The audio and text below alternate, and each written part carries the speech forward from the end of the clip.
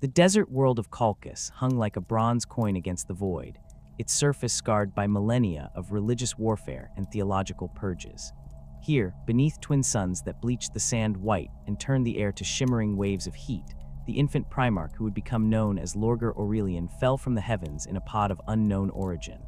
The impact crater still smoldered when the first scavengers arrived, drawn by the strange lights that had torn across Colchis's perpetual twilight sky.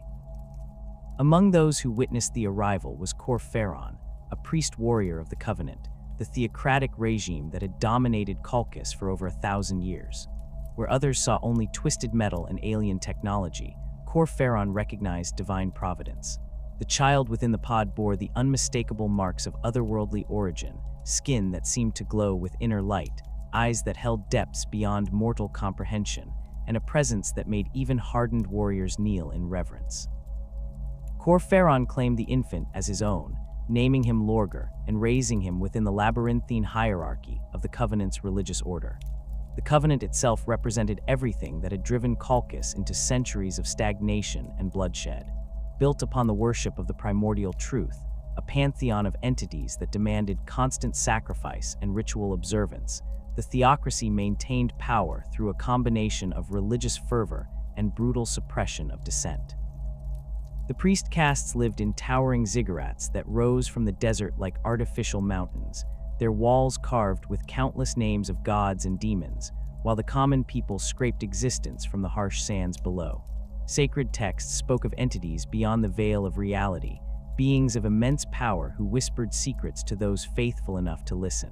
Khur himself embodied the contradictions of the Covenant's rule. A man of genuine faith who had spent decades studying the ancient texts, he possessed both the political acumen to navigate the treacherous waters of Colchian theology and the military experience to enforce religious doctrine through force of arms. His scarred hands bore the ritual brands of his office, while his eyes held the fervent gleam of one who had gazed too long into mysteries not meant for mortal comprehension. In the foundling Lorgar, he saw not merely a son, but a vessel through which the Primordial Truth might manifest its will upon Colchis. Under Khur tutelage, Lorgar grew with supernatural speed, his mind absorbing theological concepts that had taken scholars' lifetimes to master. The boy displayed an intuitive understanding of faith's power, demonstrating abilities that bordered on the miraculous. He could inspire absolute devotion with mere words, heal grievous wounds through touch, and perceive truths hidden from normal human senses. Yet even as Lorgar excelled in his studies of the Covenant's doctrine, something within him rebelled against the fractured nature of their beliefs. The pantheon of the Primordial Truth felt incomplete to him, a collection of competing voices rather than a unified divine will. The turning point came during Lorgar's 18th year, when he experienced the first of his great visions. Standing atop the highest spire of the Temple of the Covenant, gazing out across the endless desert, Lorgar felt his consciousness expand beyond the confines of his physical form.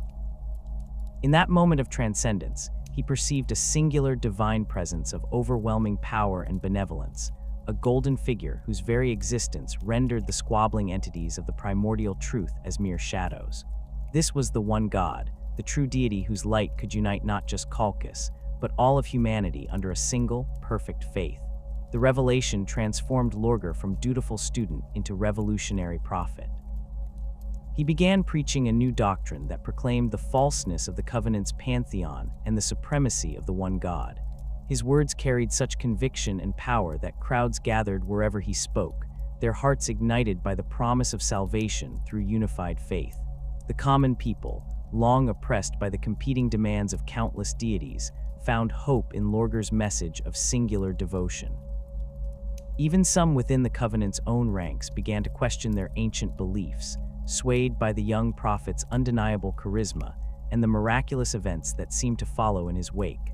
Khur watched his adopted son's transformation with a mixture of pride and growing unease. The man who had raised Lorgar from infancy recognized the divine nature of the youth's calling, yet he also understood the political realities of Colchian society. The Covenant's power structure depended entirely upon the maintenance of the Primordial Truth's complex theological framework. To abandon that system in favor of monotheistic worship would mean the destruction of everything the priest castes had built over centuries of careful manipulation and control. The conflict between old faith and new revelation came to a head when the Covenant's ruling council declared Lorgar a heretic and ordered his immediate execution. The young prophet's response demonstrated both his tactical brilliance and his absolute commitment to his divine mission. Rather than flee or submit, Lorgar called upon his growing following to rise up against their oppressors. The war that followed would reshape Kalkis forever, transforming a world of fractured beliefs into a unified theocracy dedicated to the worship of the one God. Lorgar's military campaigns across Kalkis revealed another aspect of his superhuman nature. He possessed an intuitive understanding of warfare that allowed him to outmaneuver opponents with vastly superior numbers and resources. His strategies combined conventional tactics with psychological warfare, using his followers' religious fervor as both weapon and shield. Cities that had stood unconquered for millennia fell before his advance, their defenders either converted to his cause or swept aside by the righteous fury of true believers.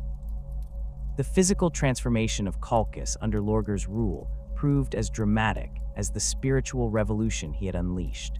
The ancient ziggurats of the Covenant were torn down or converted into temples dedicated to the one God. The countless shrines and altars that had once honored the entities of the Primordial Truth were destroyed, their stones used to build new monuments celebrating unified faith. Across the desert world, massive construction projects began as Lorgar's followers labored to create physical manifestations of their devotion. Towering cathedrals whose spires reached toward the heavens, vast libraries where the new scriptures could be preserved and studied, and training grounds where warrior priests learned to fight in the name of their singular deity. Throughout this period of conquest and reconstruction, Khur remained at Lorgar's side, his own faith gradually shifting to accommodate his adopted son's revelations. The older man's practical experience proved invaluable in organizing the new theocracy's administrative structure, while his knowledge of Kalkian politics helped identify potential threats and allies. Yet even as he served faithfully, Khur never fully abandoned his fascination with the old ways. In secret chambers beneath the new temples, he preserved texts and artifacts from the Covenant era, telling himself that such knowledge might prove useful in defending against future heresies. The arrival of the Emperor of Mankind on Kalkis marked the culmination of Lorgar's prophetic vision and the beginning of a new chapter in his extraordinary life. When the golden figure descended from the heavens accompanied by his gene-forged warriors, Lorgar immediately recognized him as the one God whose image had inspired his revolution. The meeting between father and son took place in the great cathedral that now dominated Kalkis's capital, its walls lined with frescoes depicting the emperor's divine nature and humanity's destiny among the stars. The emperor's reaction to Lorgar's theological interpretation of their relationship proved more complex than the young Primarch had anticipated. While clearly pleased by his son's achievements in unifying Kalkis, the Master of Mankind expressed reservations about the religious framework through which that unity had been achieved. The Imperial Truth, the Emperor explained, rejected the notion of divine worship in favor of scientific rationalism and human achievement. Gods and demons were merely labels applied to forces beyond current understanding, not entities worthy of reverence or fear. This philosophical tension would define much of Lorgar's subsequent relationship with his father, though in those early days of reunion, both chose to focus on their shared goals rather than their ideological differences. The Emperor had come to Kalkis not merely to reclaim his lost son, but to offer Lorgar command of the 17th Legion, the Imperial Heralds, one of 20 Space Marine formations created from the Primarch's own genetic template. These warriors had fought across the galaxy for decades, spreading the Emperor's truth through conquest and compliance, yet they lacked the focused purpose that only their gene father could provide. The transformation of the Imperial Heralds into the Word-Bearers reflected both Lorgar's theological convictions and his understanding of warfare's spiritual dimensions. Where the Legion had once served as the Emperor's secular messengers, proclaiming the Imperial Truth through deed and declaration, they would now become evangelists of a deeper faith. The Word-Bearers would carry not just the Emperor's political authority, but his divine mandate to unite humanity under a single, perfect creed. Lorgar's first meeting with his Gene sons took place in the vast parade grounds of the Legion's fortress monastery, a structure that had been hastily expanded to accommodate the influx of new recruits from Colchis. The Primarch stood before thousands of warriors whose faces bore his own features in subtle variation, each one a living testament to the Emperor's mastery of genetic manipulation. These Space Marines had been created from Lorgar's own essence, their enhanced physiology carrying echoes of his supernatural abilities, yet they had spent decades fighting without understanding their true purpose. The speech Lorgar delivered that day would be remembered and recited by word-bearers for millennia to come. He spoke of faith's power to transform not just individuals, but entire civilizations, of the Emperor's divine nature and humanity's destiny to inherit the galaxy through righteous conquest. His words carried the same compelling force that had won him Colchis, igniting something deep within the Space Marines' enhanced minds. For the first time since their creation, the warriors of the 17th Legion felt truly complete, their existence given meaning beyond mere military efficiency. The integration of Colchian recruits into the Legion's ranks proceeded with remarkable smoothness, despite the cultural differences between the desert world's warrior priests and the more secular traditions of Terra and Mars. Lorgar's careful attention to both groups' concerns helped bridge potential divisions, while his own example demonstrated how faith and martial prowess could enhance rather than conflict with each other. Veterans of the Imperial Heralds found themselves reinvigorated by their new brother's passionate devotion, while Colchian recruits learned to channel their religious fervor through the disciplined structures of Space Marine warfare. The Legion's new identity manifested itself in countless ways, from the modification of their armor's iconography to the development of new combat doctrines that emphasized the spiritual aspects of warfare. Where other legions might view battle as a purely tactical exercise, the word-bearers understood each engagement as an opportunity to demonstrate their faith's superiority and convert new populations to the Emperor's worship. Their victories became sermons delivered through bolter and blade, their conquests transformed into pilgrimages that brought entire worlds into the light of divine truth. The decades following Lorgar's reunion with the Emperor saw the word-bearers' Legion transform from efficient conquerors into something far more ambitious, crusaders whose mission extended beyond mere military compliance to the spiritual salvation of humanity itself. Under their Primarch's guidance, the 17th Legion developed a unique approach to the Great Crusade that prioritized lasting conversion over rapid conquest.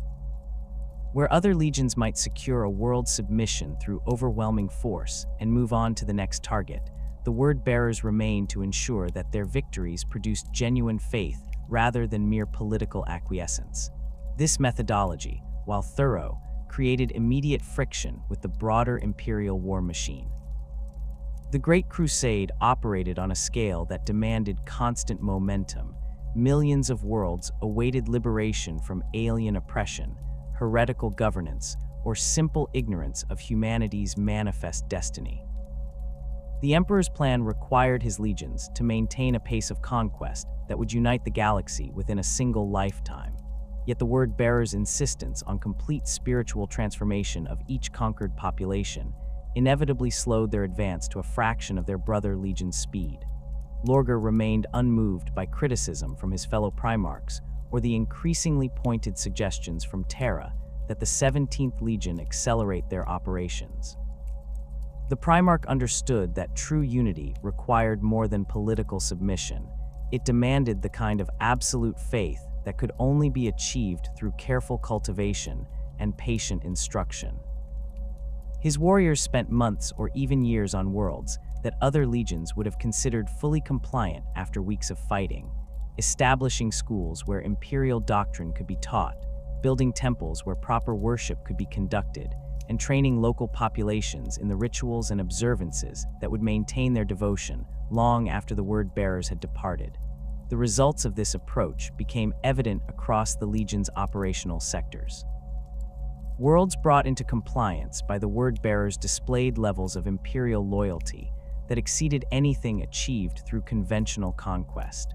Their populations embraced not just the emperor's political authority, but his divine nature, creating societies where heresy became literally unthinkable and rebellion against imperial rule was viewed as the gravest possible sin. These worlds contributed resources, recruits, and support to the Great Crusade with an enthusiasm that impressed even skeptical observers, demonstrating the practical benefits of the word-bearers' methods despite their apparent inefficiency. The construction of Monarchia represented the culmination of Lorgar's vision for what imperial compliance could achieve.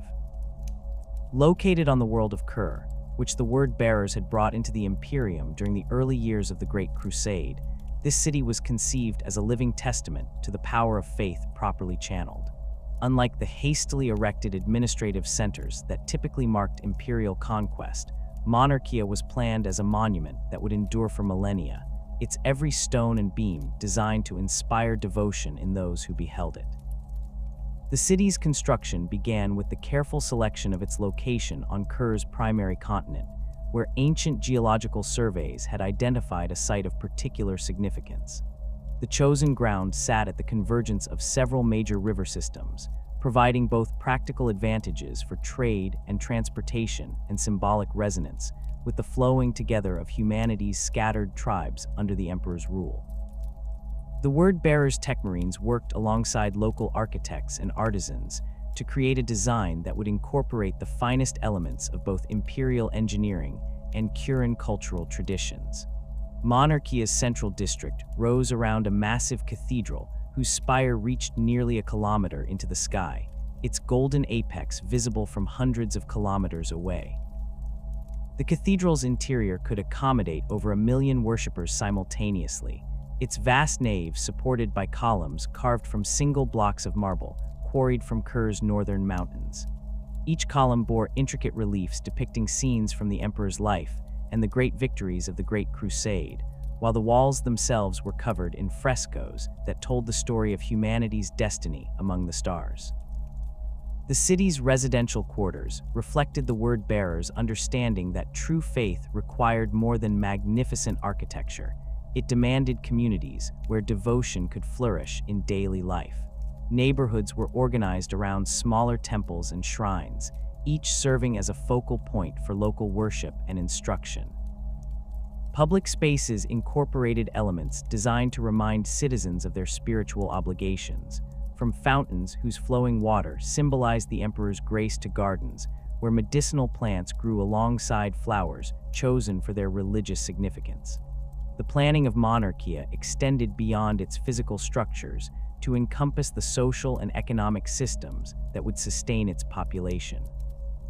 The word-bearers established schools where children learned imperial doctrine alongside practical skills, libraries where scholars could study approved texts and contribute to theological understanding, and workshops where artisans created objects of both utility and spiritual significance. The city's government operated according to principles derived from imperial law, but interpreted through the lens of religious devotion, with civic officials selected based on their demonstrated faith as much as their administrative competence. The construction process itself became a form of worship, with workers from across Khur volunteering their labor as an act of devotion to the emperor. The word-bearers organized these efforts with military precision, ensuring that the massive undertaking proceeded efficiently while maintaining the spiritual significance that made it more than mere construction. Veterans of the Legion worked alongside civilian volunteers, their presence serving both to provide technical expertise and to inspire greater dedication among the workers. As Monarchia neared completion, it began attracting visitors from across the sector and beyond. Imperial administrators came to study the city's innovative approaches to governance and social organization, while representatives from other worlds sought to understand how such remarkable levels of popular devotion had been achieved. The word-bearers welcomed these visitors, viewing them as opportunities to spread their methods to other worlds and demonstrate the superiority of faith-based compliance over purely secular approaches. The city's population swelled as Khur's citizens relocated to participate in what they viewed as a sacred community. Monarchia's districts filled with families who had sold their possessions elsewhere on the world to purchase homes in the perfect city, artisans who sought to practice their crafts in service of the emperor, and scholars who hoped to contribute to the great work of theological understanding. The word-bearers carefully managed this growth to ensure that the city's spiritual character remained intact even as its population expanded beyond original projections. The completion of Monarchia coincided with the 47th year of the Great Crusade, marking what Lorgar and his legion viewed as a triumph that validated their approach to imperial conquest. The city stood as proof that the emperor's vision could be realized not just through military might, but through the willing devotion of populations who truly understood their place in humanity's grand destiny. Delegations from across the Imperium arrived to witness the dedication ceremonies, where millions of citizens gathered to pledge their eternal loyalty to the master of mankind. The word-bearers' pride in their achievement was evident in every aspect of the dedication festivities. The Legion's chaplains delivered sermons that connected Monarchia's completion to the broader goals of the Great Crusade, while their warriors demonstrated combat techniques that emphasized the spiritual dimensions of warfare. The ceremonies included processions, where citizens carried banners depicting the emperor's divine attributes, musical performances that celebrated humanity's unity under his rule, and displays of art and architecture that showcased the creative potential unleashed by proper faith. Yet even as Monarchia reached its full glory, reports reaching Terra painted a troubling picture of the word-bearers' continued methodical approach to conquest. While their brother legions measured their achievements in systems conquered and worlds brought into compliance, the 17th Legion's progress remained frustratingly slow by Imperial standards. The Ultramarines had conquered 500 worlds in the time it took the word-bearers to properly convert 50, while the Imperial Fists and Iron Warriors had established fortress networks spanning entire sectors during the same period that Lorgar's sons spent perfecting the spiritual development of individual planets. The Emperor's growing frustration with his 17th Legion's pace became evident through increasingly direct communications from Terra. Where earlier messages had praised the word-bearers' thoroughness and the quality of their conquests, later dispatches emphasized the urgent need for acceleration and questioned whether the Legion's methods were compatible with the Great Crusade's strategic requirements. The master of mankind's patience, legendary though it was, had limits that even his beloved sons could not exceed indefinitely. The crisis came to a head when astropathic communications reached the word-bearers informing them that the Emperor himself was en route to Khur, accompanied by a substantial force of Ultramarines under the command of Robute Guilliman. The official purpose of this visit was described as an inspection of the 17th Legion's achievements and a strategic conference regarding their future operations, but the inclusion of another legion in the Emperor's retinue suggested more serious concerns than routine administrative review. Lorgar received this news while standing in Monarchia's great cathedral, surrounded by the artistic and architectural achievements that represented decades of careful work. The Primarch's superhuman intellect immediately grasped the implications of his father's approach, yet he struggled to understand how the Emperor could view the perfect city as anything other than vindication of the word-bearer's methods. Monarchia stood as living proof that faith could achieve what mere conquest could not, the willing and enthusiastic submission of entire populations to the imperial ideal. The word-bearers prepared for their father's arrival with characteristic thoroughness, organizing ceremonies and displays that would demonstrate both their military capabilities and their spiritual achievements. The Legion's warriors polished their armor to mirror brightness, their weapons maintained to perfect functionality, while the citizens of Monarchia prepared to welcome the Emperor with celebrations that would showcase their devotion. The city's streets were decorated with banners and flowers, its temples filled with offerings, and its population instructed in the proper protocols for greeting the master of mankind. The Emperor's arrival aboard his flagship, accompanied by the distinctive blue and gold vessels of the Ultramarines, created a spectacle that drew millions of observers to Monarchia's landing fields and observation platforms. The golden figure of the master of mankind descended from his transport surrounded by his custodian guard, his presence so overwhelming that even the word-bearers felt compelled to kneel in reverence. Behind him came Robute Guilliman and a substantial force of Ultramarines, their disciplined formations and efficient deployment a stark contrast to the religious pageantry that surrounded the Emperor's reception. The Emperor's inspection of Monarchia proceeded with methodical thoroughness, examining every aspect of the city's construction and organization. He walked through the great cathedral, studying the frescoes and reliefs that depicted his divine nature, visited the schools where children learned imperial doctrine through religious instruction, and observed the workshops where artisans created objects of spiritual significance. Throughout this inspection, his expression remained unreadable, giving no indication of his thoughts regarding what he observed.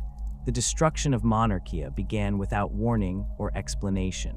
The Emperor simply issued orders to the Ultramarines, who responded with the mechanical efficiency that characterized all their operations.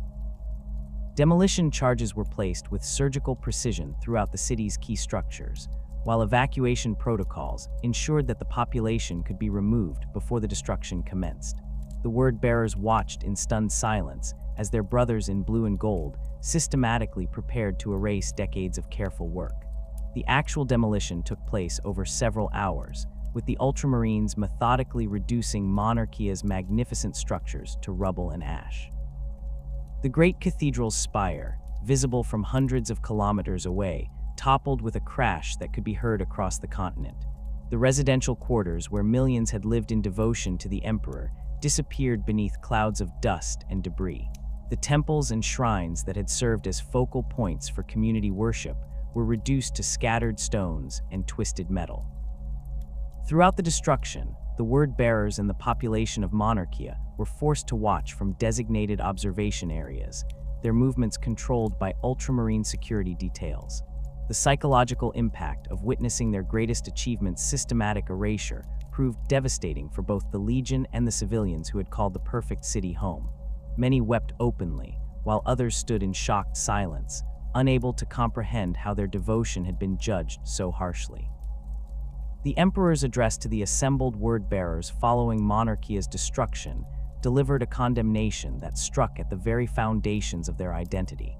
The master of mankind rejected their interpretation of his nature, denouncing the religious devotion they had cultivated as a dangerous deviation from the Imperial Truth. The Great Crusade's purpose was to liberate humanity from superstition and ignorance, not to replace old gods with new ones. The word-bearers' methods, however well-intentioned, represented a fundamental misunderstanding of the Imperium's goals and values. The humiliation extended beyond mere verbal censure to encompass physical degradation that violated every principle of honor the Space Marines held sacred. The entire Legion was forced to kneel in the dust of their destroyed city, while the Emperor and his Ultramarines stood over them, the symbolism of their position unmistakable. For warriors who had conquered worlds and brought entire civilizations into compliance, this public demonstration of their failure represented a wound that would never fully heal. Lorgar's reaction to his father's condemnation revealed the depth of his shock and confusion. The Primarch who had unified Khalqis through the power of faith, who had led his legion in countless victories, who had created a perfect city as a testament to devotion, found himself declared not just wrong, but dangerously misguided. The Emperor's words struck at the core of everything Lorgar believed about his own nature and purpose, leaving him struggling to understand how his greatest achievements had become his most grievous failures. The aftermath of Monarchia's destruction saw the word-bearers' legion facing an uncertain future. Their methods had been publicly repudiated, their achievements literally reduced to rubble, and their understanding of their role in the Great Crusade fundamentally challenged. The Emperor's final words before departing Khur carried an ultimatum that would define the Legion's subsequent development. They must abandon their religious practices and embrace the Imperial Truth, or face consequences that would make the destruction of Monarchia seem merciful by comparison. The silence that followed the Emperor's departure from Khur hung over the word-bearers like a funeral shroud.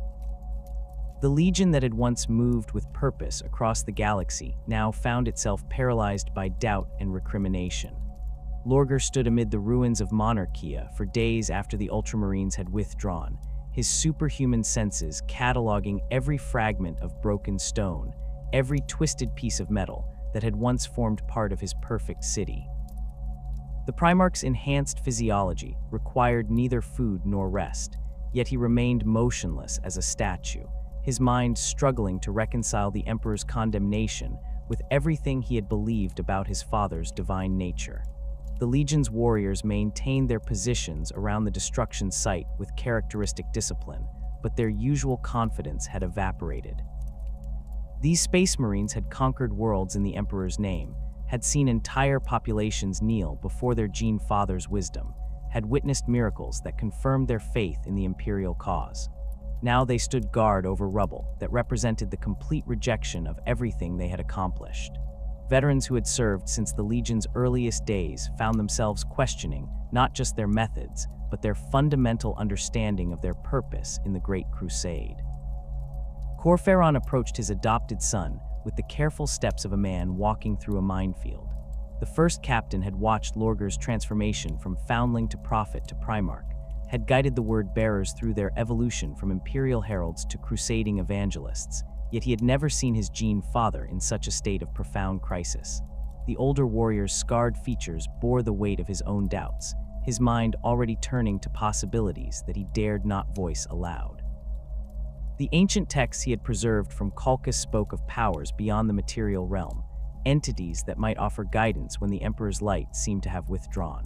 The first indication of Lorgar's emerging resolution came when he finally moved from his vigil among Monarchia's ruins. The Primarch's golden skin had taken on a pallor that his Gene sons had never seen before, while his eyes held a depth of pain that seemed to reflect the destruction surrounding him. When he spoke, his voice carried none of its usual commanding resonance, instead emerging as barely more than a whisper that somehow reached every word-bearer present. The Emperor had rejected their faith, had condemned their devotion as ignorance, had destroyed their greatest achievement without explanation or mercy. If the master of mankind was not the god they had believed him to be, then perhaps they had been worshipping the wrong deity entirely. The implications of this statement sent shockwaves through the assembled Legion. These warriors had built their entire identity around the Emperor's divine nature, had conquered worlds in his name, had created a perfect city to honor his glory. To suggest that their father was not a god represented heresy of the highest order, yet none could deny the evidence of their own eyes. A true deity would not have destroyed such a magnificent testament to faith, would not have humiliated his most devoted followers, would not have rejected the sincere worship of those who loved him most. Erebus emerged from the ranks of the Legion's chaplains like a shadow given form. The Dark Apostle had served the word-bearers since their early days on Khalqis, his understanding of theological matters rivaling even Khur's vast knowledge. His pale features bore the ritual scarifications common among the planet's priest castes, while his eyes held the fervent gleam of one who had gazed deep into mysteries beyond mortal comprehension. Where other members of the Legion struggled with doubt and confusion, Erebus displayed a certainty that seemed almost supernatural in its intensity. The chaplain's words carried the weight of revelation as he spoke of ancient truths that predated the Emperor's rise to power. The entities that the Covenant had once worshipped as the Primordial Truth were not mere superstitions to be discarded in favor of Imperial doctrine. They were powers of unimaginable magnitude that existed beyond the boundaries of real space, beings whose influence shaped the destiny of entire civilizations. The Emperor's rejection of their worship did not diminish their reality or their willingness to embrace those who sought true enlightenment. Erebus spoke of a pilgrimage that would take them beyond the boundaries of Imperial space, into regions where the veil between reality and the immaterium grew thin. The Eye of Terror, that vast wound in the galaxy's northwestern reaches, contained worlds where the true nature of the universe could be observed without the distorting lens of Imperial propaganda. There, among demon worlds where the laws of physics bent to the will of entities beyond mortal understanding, the word-bearers could discover the genuine divine powers that governed existence. The preparations for this secret journey required careful planning and absolute discretion. The word-bearers could not simply abandon their assigned sectors without arousing suspicion from Terra or their brother legions. Instead, they would need to maintain the appearance of continuing their compliance operations while secretly redirecting their most trusted elements toward the Eye of Terror. The Legion's fleet would be divided, with some vessels remaining to conduct routine patrols and minor engagements, while others embarked on the pilgrimage that would determine their ultimate fate. Lorgar's selection of the pilgrimage's participants reflected both practical necessity and spiritual significance. The Primarch chose veterans whose loyalty to him personally exceeded their devotion to Imperial doctrine, warriors who had witnessed the destruction of Monarchia and shared his growing doubts about the Emperor's true nature. These Space Marines represented the Legion's core identity, the brotherhood that had fought together across countless worlds and shared the vision of humanity's spiritual destiny. Their corruption would ensure that the entire Word-Bearers Legion would eventually follow the same path. The vessels chosen for the pilgrimage underwent extensive modifications in hidden shipyards located in the outer reaches of systems under Word-Bearer control. Standard Imperial navigation equipment was supplemented with devices of uncertain origin, their designs based on fragmentary texts that Khur had preserved from Calcas's pre-Imperial period. These modifications would allow the ships to navigate the treacherous warp storms that surrounded the Eye of Terror, penetrating regions where conventional Imperial vessels would be torn apart by the raw forces of the Imperium. The journey toward the Eye of Terror began during the 43rd year of the Great Crusade, as the Word-Bearers' selected vessels departed their assigned patrol routes under cover of routine fleet movements.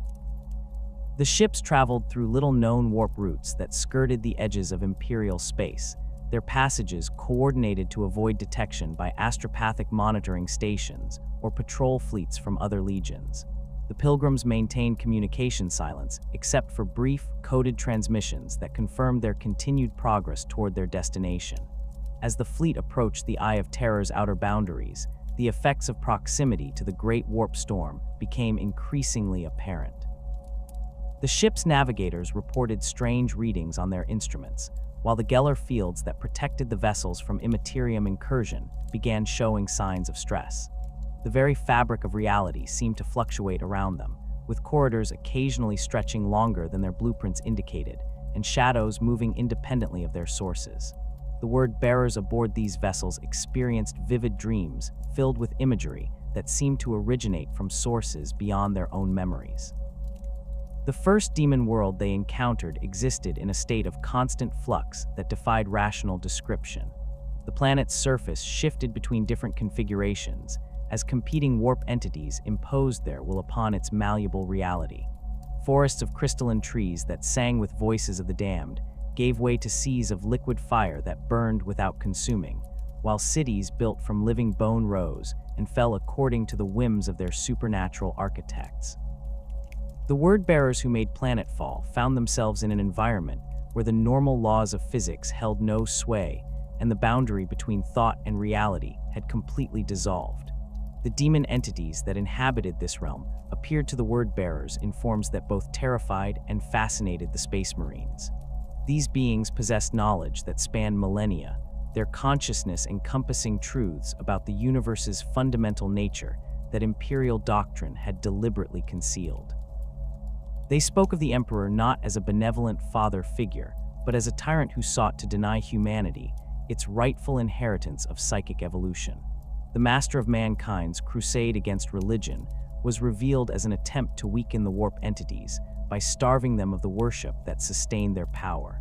The revelations delivered by these demon entities struck at the core of everything the word-bearers had believed about their place in the galaxy. The Emperor's Imperial Truth was exposed as a lie designed to prevent humanity from achieving its full potential, while his rejection of religious worship was shown to be motivated by fear rather than wisdom. The entities of the warp offered partnership rather than domination, promising to share their knowledge with those brave enough to embrace the reality of their existence.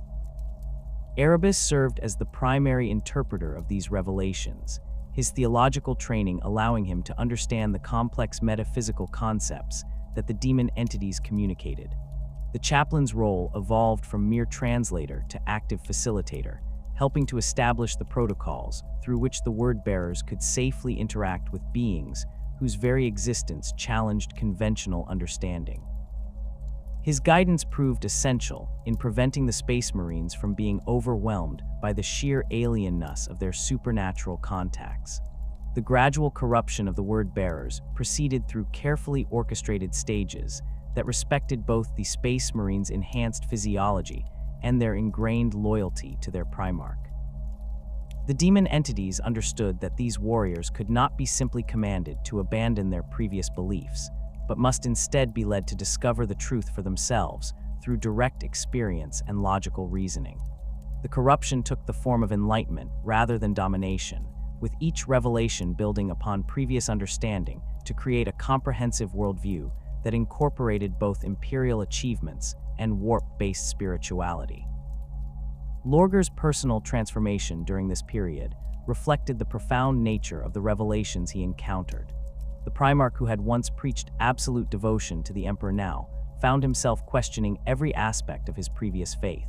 The demon entities showed him visions of the galaxy's true history, revealing the ancient civilizations that had flourished through cooperation with warp-based powers and the catastrophes that had resulted from attempts to deny the Imperium's influence. These visions demonstrated that the Emperor's path led not to humanity's salvation, but to its eventual stagnation and decline. The four gods of chaos revealed themselves gradually to the word-bearers, each entity demonstrating different aspects of the power that could be achieved through proper worship and dedication.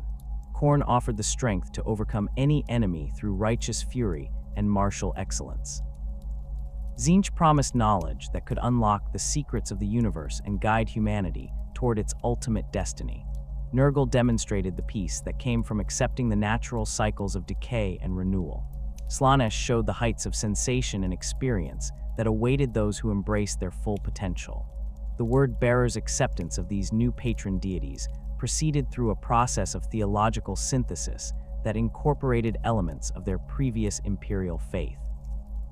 The Emperor was not rejected entirely, but rather recontextualized as a powerful but limited being who had chosen to deny humanity's true spiritual heritage.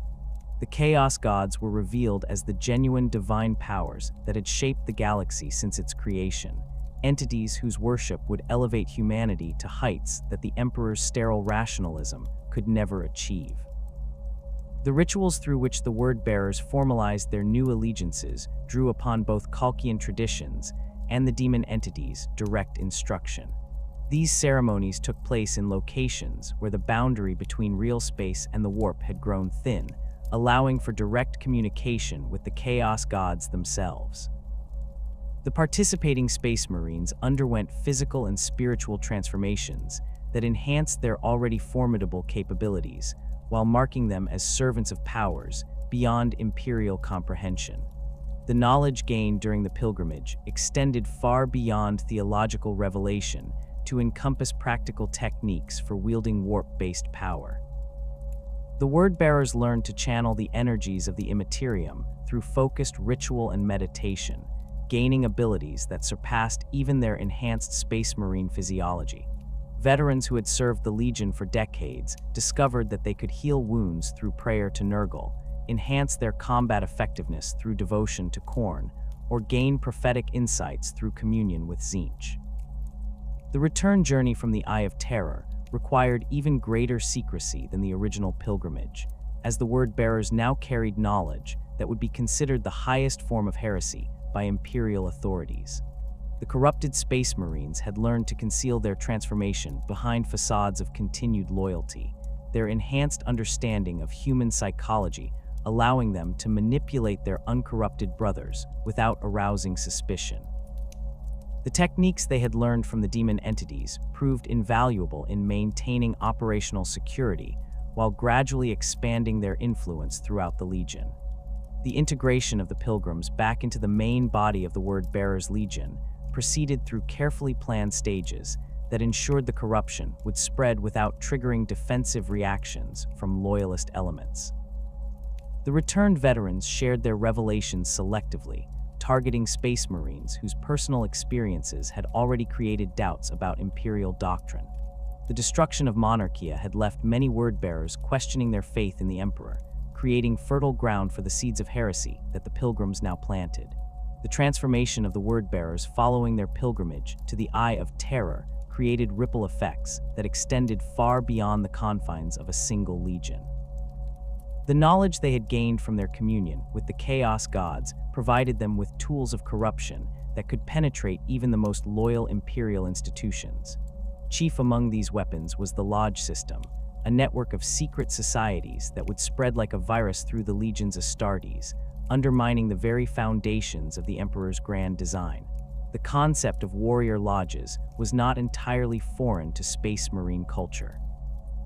Many legions had maintained informal brotherhoods that served social and ceremonial functions, providing venues for veterans to share experiences and newer recruits to learn from their elders. These organizations typically operated with the tacit approval of Legion command structures, their activities viewed as beneficial to morale and unit cohesion. The word-bearer's innovation lay not in creating something entirely new, but in weaponizing existing traditions for purposes of systematic subversion. Erebus took personal responsibility for developing the Lodge system's operational framework, drawing upon his extensive knowledge of human psychology and organizational dynamics. The Dark Apostle understood that successful infiltration required patience and subtlety, rather than dramatic gestures that might alert potential targets to the corruption spreading among them. The lodges would begin as seemingly innocent gatherings focused on brotherhood and shared experiences, gradually evolving into vehicles for spreading doubt about imperial doctrine and loyalty to the Emperor. The initial implementation of the Lodge system targeted legions whose cultural traditions made them particularly susceptible to such infiltration. The Luna Wolves, with their emphasis on personal bonds between warriors and their charismatic leadership under Horus, presented an ideal testing ground for the word-bearer's subversive techniques. The Sons of Horus, as they had recently been renamed in honor of their Primarch's achievements, maintained a culture that valued individual initiative and personal loyalty over rigid adherence to imperial protocol. The establishment of the first lodge within the Sons of Horus required careful preparation and the identification of suitable candidates for initial recruitment. The word-bearers selected veterans whose combat records demonstrated exceptional courage and whose personal histories suggested potential dissatisfaction with certain aspects of imperial policy. These Space Marines were approached through seemingly casual conversations that gradually revealed shared concerns about the direction of the Great Crusade and the increasing distance between the Emperor and his gene-forged sons. The Lodge meetings themselves took place in locations carefully chosen to avoid detection by Legion command structures or Imperial observers. Abandoned sections of starships provided ideal venues, their isolated chambers offering privacy, while their proximity to the Legion's daily operations allowed participants to attend without arousing suspicion. The meetings began with traditional elements familiar to Space Marine culture, the sharing of combat experiences, discussions of tactical innovations, and ceremonial recognition of fallen brothers.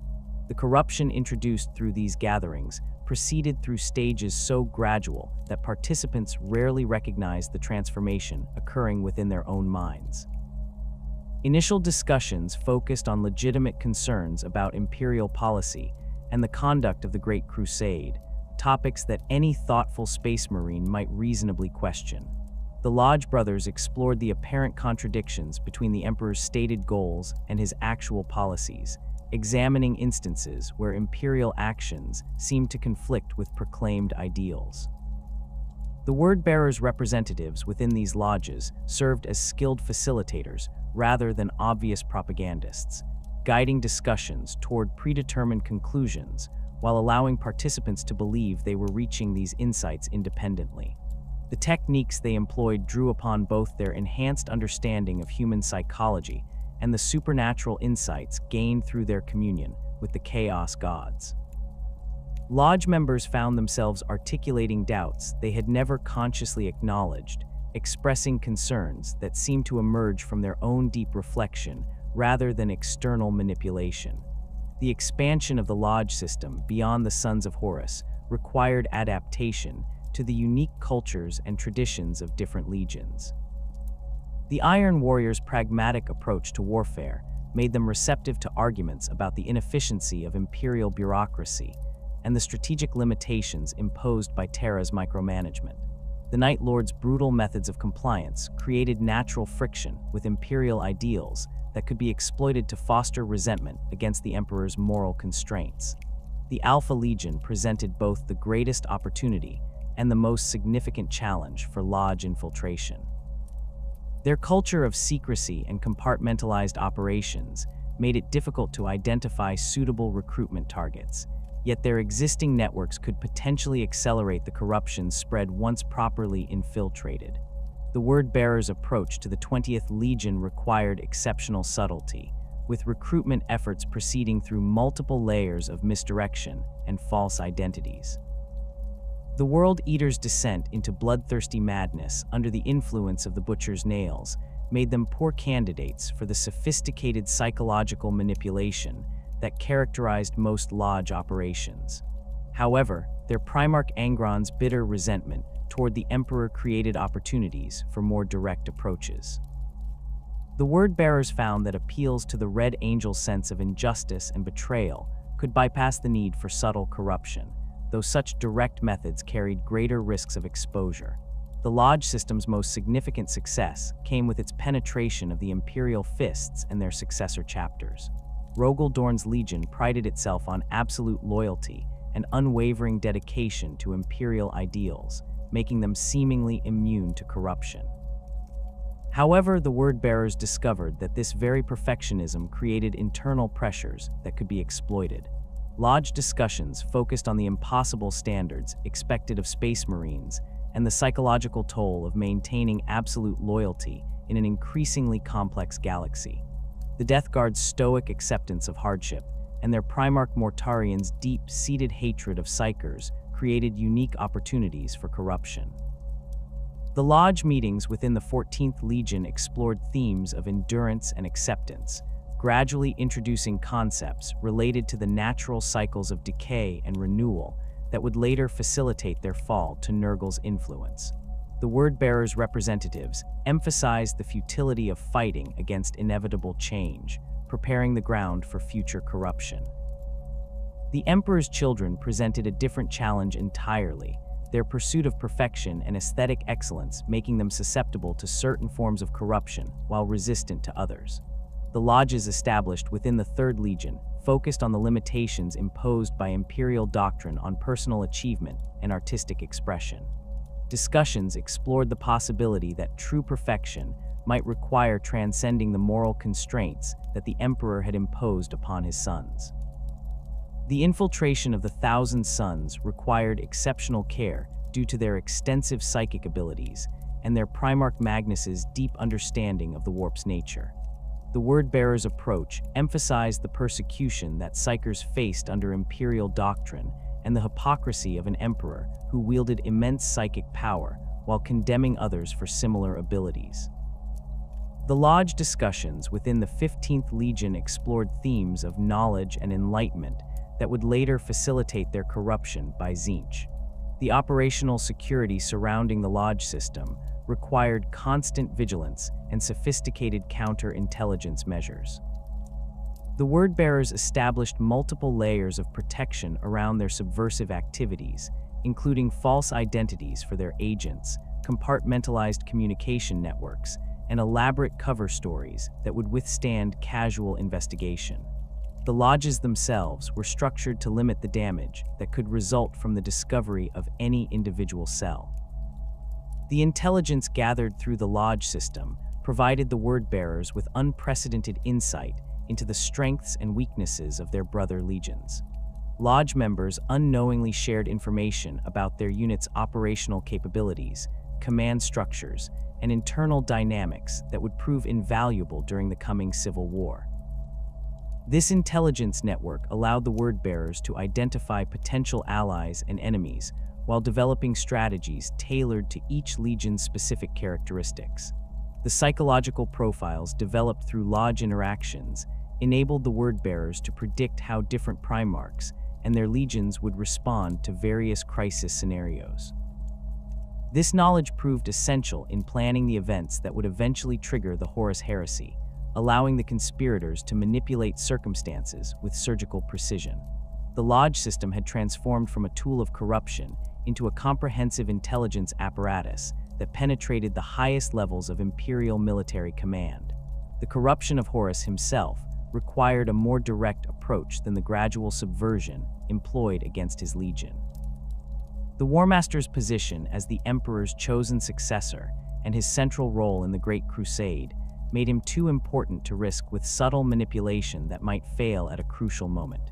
Instead, the word-bearers orchestrated a series of events that would create the perfect opportunity for Horus's fall, using the Lodge system to ensure that the necessary elements would be in place when the moment arrived. The selection of Davin as the site for Horus's corruption reflected careful planning that had begun years before the actual events unfolded. The world's primitive human population worshipped entities that the word-bearers recognized as aspects of the Chaos Gods, though the locals lacked the theological sophistication to understand the true nature of their patrons. The planet's warp-touched environment created ideal conditions for the kind of supernatural intervention that would be required to corrupt a being as powerful as a Primarch. The anatheme blade that would wound Horus represented one of the word-bearers' most significant achievements in combining ancient knowledge with practical application. The weapon had been recovered from a demon world during their pilgrimage to the Eye of Terror, its construction incorporating materials and techniques that existed at the intersection of technology and sorcery. The blade's ability to inflict wounds that resisted normal healing made it the perfect tool for creating the crisis that would make Horus vulnerable to corruption. Erebus's presence on Davin during the crucial events was no coincidence, but rather the culmination of months of careful positioning and preparation. The Dark Apostle had cultivated relationships with key members of the Sons of Horus command structure through the Lodge system, ensuring that he would be present when the opportunity for corruption arose.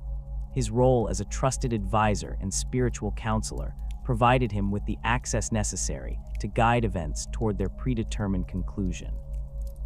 The ritual that transported the dying Horus into the warp required precise timing and extensive preparation that had been conducted in secret over many months. The word-bearers had established hidden shrines on Davin that served as focal points for channeling warp energy, while their agents within the Sons of Horus ensured that the necessary participants would be present when the ceremony began. The Lodge brothers who participated in the ritual believed they were attempting to save their Primarch's life, unaware that they were actually facilitating his damnation. The visions experienced by Horus during his sojourn in the warp were carefully crafted to exploit his specific psychological vulnerabilities and personal concerns. The Chaos Gods revealed to him a future where the Emperor abandoned his Space Marine sons in favor of mortal administrators, where the Primarchs were discarded once their military usefulness had ended. These visions played upon Horus's pride and his deep-seated fears about his relationship with his father, transforming loyalty into resentment through the revelation of apparent betrayal. The transformation of Horus from loyal son to arch-traitor required more than simple corruption. It demanded a complete restructuring of his worldview and priorities. The Chaos Gods offered him not merely power but purpose, revealing that the Emperor's plan for humanity was fundamentally flawed and that only through their guidance could the species achieve its true potential. The War Master's acceptance of this new paradigm marked the point of no return, transforming the Great Crusade's greatest champion into its most dangerous enemy. The immediate aftermath of Horus's corruption saw the word-bearers moving quickly to consolidate their gains and prepare for the larger conflict that would inevitably follow. The Lodge system that had taken years to establish suddenly shifted from a tool of subversion to an instrument of open rebellion, with Lodge brothers throughout the Legion's Astartes receiving coded messages that activated long-dormant contingency plans. The careful preparation that had preceded this moment now paid dividends as the conspiracy moved from the shadows into open action. The establishment of chaos cults throughout the Imperium had proceeded parallel to the corruption of the Space Marine legions, creating a network of mortal supporters who could provide intelligence, resources, and operational support for the coming rebellion.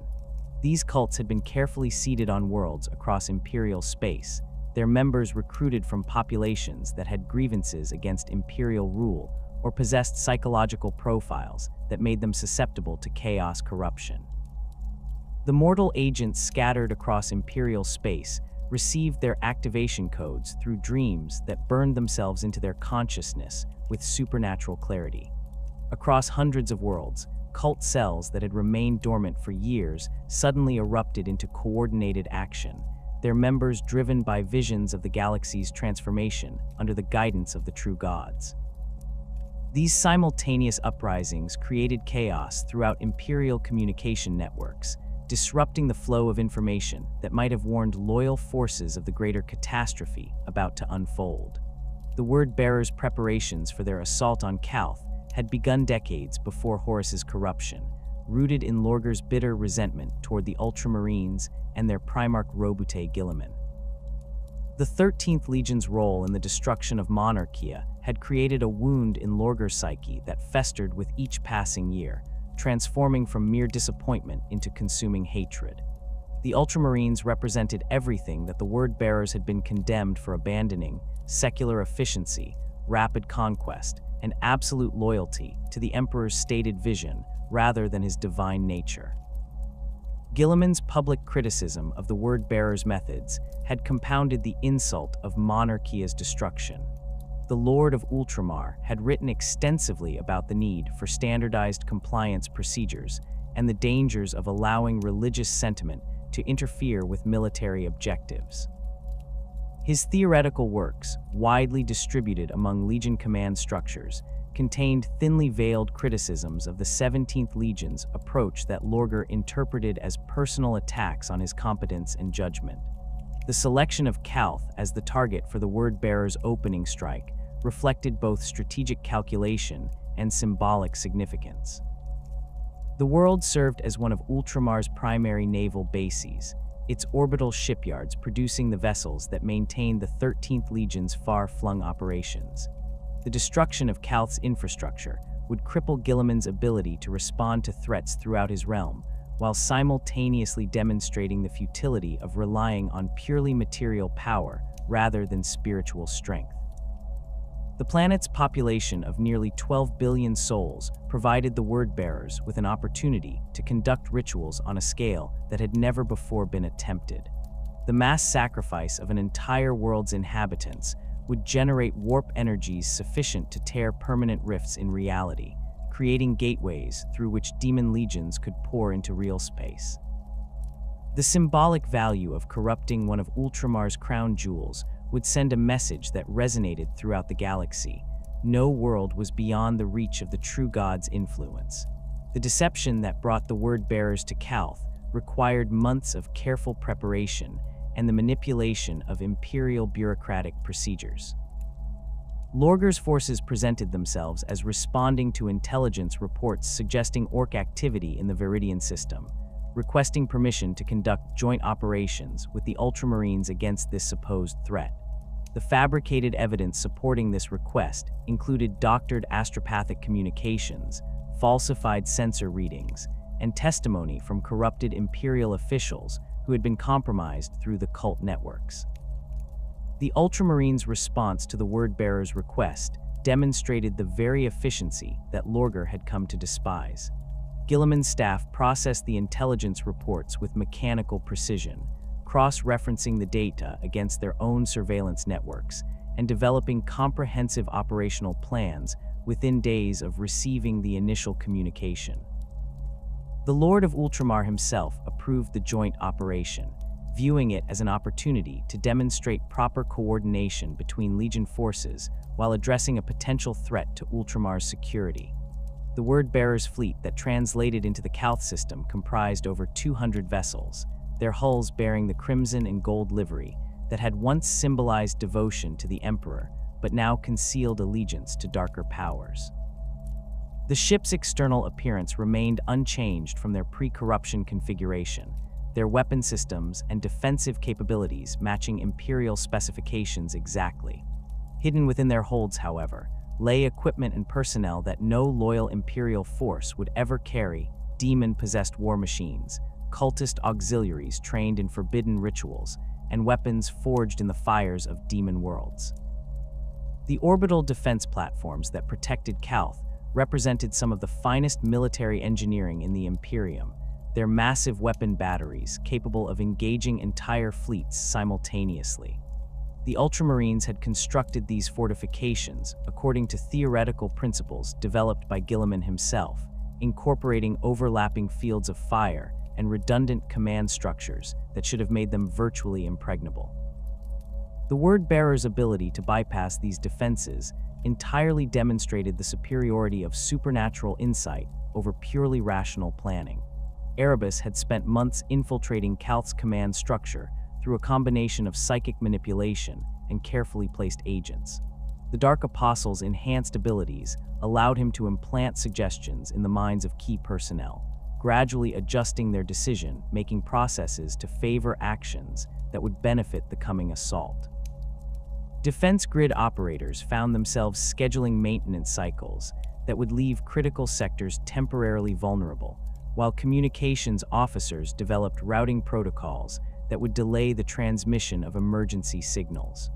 The corruption of Calth's automated systems proceeded through techniques that combined advanced technical knowledge with warp-based manipulation. Word-Bearer's Techmarines, their mechanical expertise enhanced by demon-granted insights, introduced subtle modifications to the planet's infrastructure that would activate when specific trigger codes were transmitted. These changes affected everything from power distribution networks to atmospheric processors, creating vulnerabilities that could be exploited to maximize the assault's psychological impact. The moment of betrayal came during what the Ultramarines believed to be a routine fleet review, with representatives from both legions gathered aboard orbital stations to coordinate their supposed joint operation against Orc forces.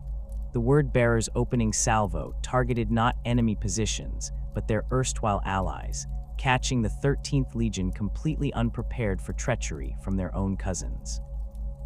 Lance batteries that should have been aimed at empty space instead carved through ultramarine vessels at point-blank range, their energy beams penetrating shields that had been lowered in a gesture of trust. The furious Abyss and her sister ships revealed their true nature as the assault commenced, their modified weapon systems unleashing destruction that exceeded anything in the standard Imperial arsenal. These vessels had been secretly reconstructed in hidden shipyards throughout Word-Bearer territory, their hulls reinforced with materials that existed at the boundary between technology and sorcery. The ship's crews included demon-possessed servitors whose inhuman efficiency allowed them to operate weapon systems that would have overwhelmed normal human operators. Captain Ventanus of the Ultramarines' 4th Company found himself commanding the defense of Calth's northern continent when the orbital bombardment began. The veteran officer had served in dozens of compliance actions across Ultramar, his tactical expertise honed through years of fighting against alien threats and rebellious human populations. Nothing in his experience had prepared him for the systematic destruction that now rained down from the heavens. As weapons that should have been defending, Calth instead turned their fury against the world they were meant to protect. The bombardment pattern revealed the Word-Bearer's true objectives with horrifying clarity. Rather than targeting military installations or strategic infrastructure, the incoming fire focused on population centers and religious sites.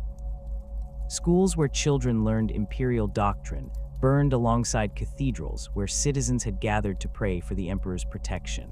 The pattern of destruction followed geometric designs that served no apparent tactical purpose, but held deep significance for those versed in demonic lore. The warp storms that erupted across Calth's surface as the bombardment continued defied all natural explanation. These tears in reality appeared wherever the Word-Bearer's weapons had struck with particular intensity, their swirling energies creating gateways through which entities from the Imperium could enter real space. The demons that poured through these rifts bore forms that violated every principle of biology and physics, their very presence causing reality to warp and buckle around them.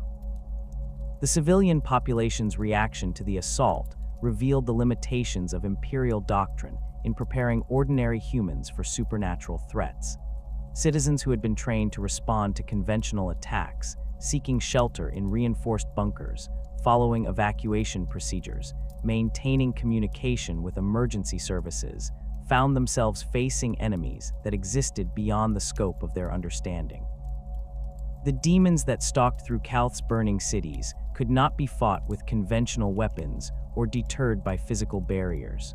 The Ultramarines' response to the betrayal demonstrated both their tactical excellence and the inadequacy of purely military solutions to supernatural problems. Companies that had been scattered across the planet for routine garrison duties attempted to coordinate their defense through established communication protocols, only to discover that their Vox networks had been compromised by word-bearer infiltrators.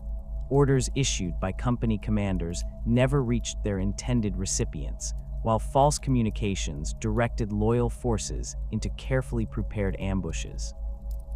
The ritual circles that appeared throughout Calth's major cities had been prepared years in advance by word-bearer agents operating under deep cover identities. These geometric patterns, carved into the bedrock beneath important structures, served as focal points for channeling the psychic energy released by mass death and suffering. The circles remained invisible to normal human perception until activated by the appropriate incantations, at which point they blazed with eldritch fire that could be seen from orbit. Khur Pharaon's personal involvement in the assault reflected the operation's importance to the word-bearer's long-term strategy. The first captain had argued for a more subtle approach that would avoid direct confrontation with the Ultramarines' main force, but Lorgar's desire for spectacular vengeance had overruled such considerations.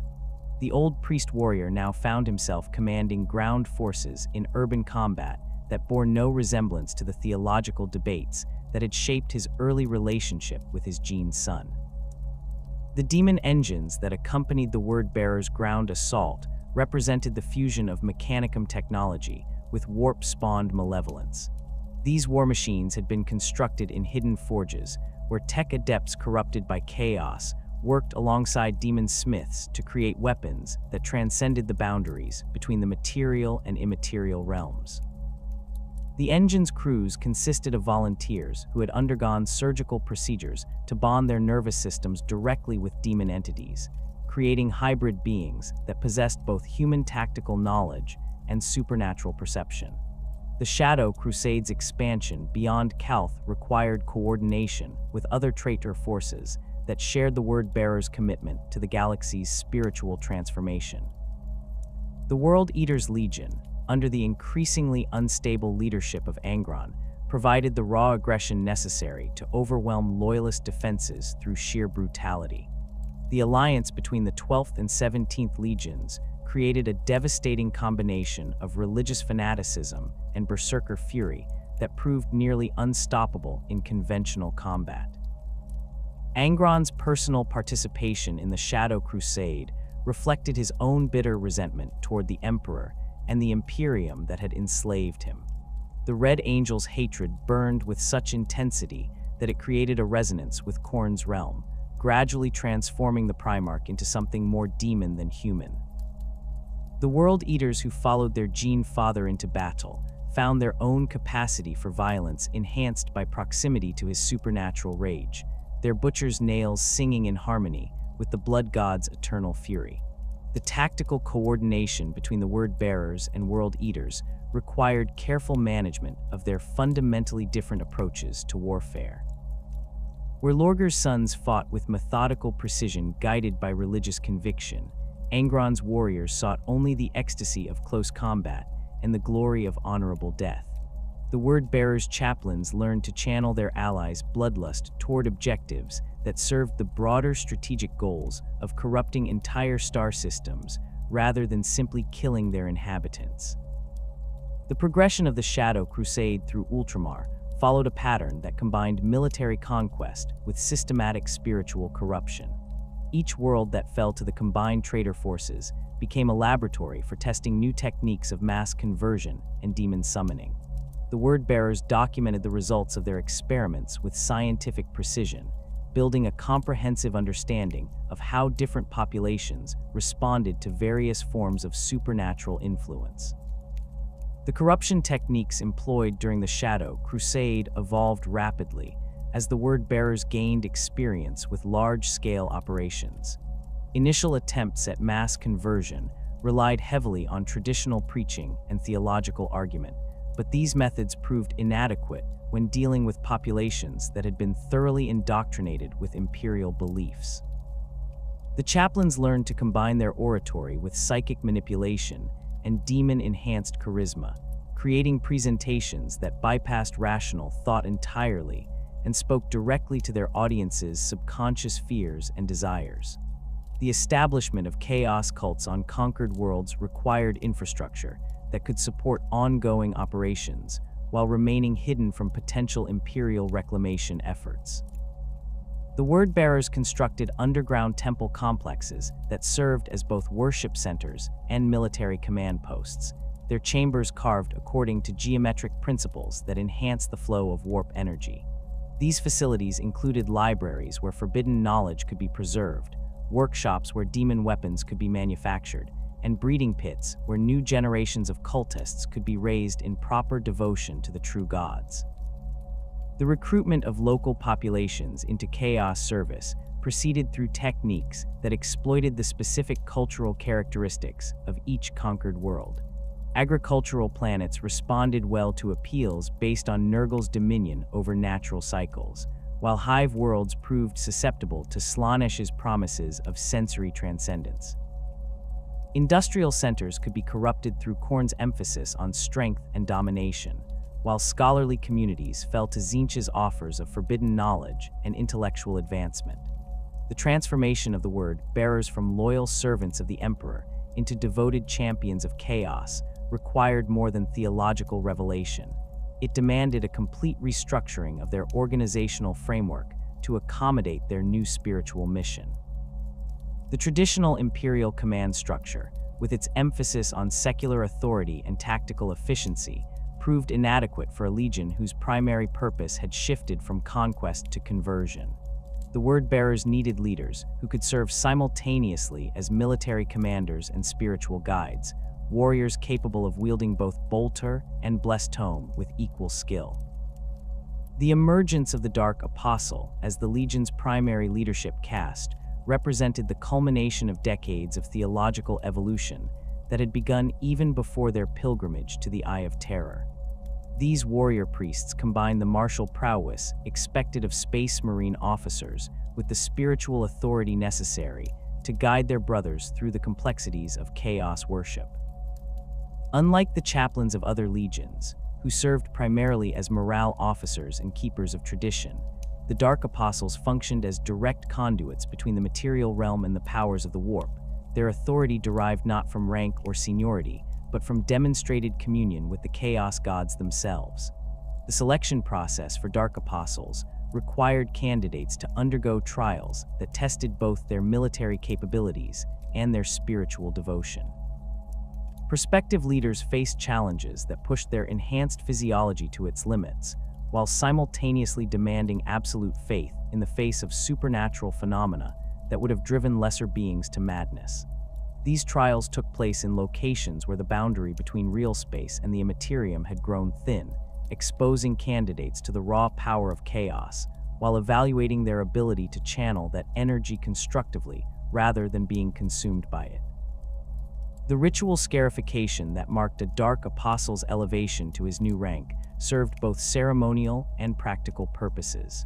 The geometric patterns carved into their flesh-followed designs that had been revealed through communion with demon entities, each line and curve serving as a conduit for warp energy that enhanced the bearer's psychic abilities. The scarification process itself required the candidate to remain conscious and recite lengthy passages from the Book of Lorgar, while demon-forged blades inscribed the sacred geometries into their skin, the pains serving as both test and offering to the dark gods. The Dark Apostles' authority extended beyond traditional military command to encompass spiritual guidance for their subordinates and the populations under their control. These leaders served as interpreters of divine will, translating the often contradictory impulses of the Chaos Gods into practical doctrine that could guide daily decision-making. Their enhanced understanding of warp phenomena allowed them to recognize signs and portents that remained invisible to normal human perception, while their theological training enabled them to distinguish between genuine divine guidance and the random fluctuations of the immaterium. The establishment of the Apostolic Council as the Word-bearer's supreme governing body reflected the Legion's transformation from a traditional military organization into a theocratic hierarchy. This assembly of the most senior Dark Apostles served as both strategic planning committee and theological seminary, their deliberations encompassing everything from major military campaigns to minute points of doctrinal interpretation. The Council's meetings took place in chambers specifically designed to facilitate communion with the Chaos Gods, their walls inscribed with protective wards that prevented unauthorized entities from influencing the proceedings. The integration of sorcery into the Word-bearer's military doctrine required extensive modification of standard Space Marine tactical procedures. The Legion's librarians, once constrained by Imperial restrictions on psychic activity, found themselves elevated to positions of unprecedented importance, as their abilities proved essential for coordinating demon summoning and maintaining communication with warp entities. These psychers underwent additional training that taught them to channel the specific energies associated with each Chaos God, allowing them to tailor their abilities to support different tactical objectives. The development of demon summoning as a standard military capability transformed the Word-bearer's approach to warfare in fundamental ways. Traditional Imperial tactics assumed that battles would be fought between material forces operating according to predictable physical laws, but the Legion's new capabilities allowed them to introduce supernatural elements that could shift the balance of any engagement.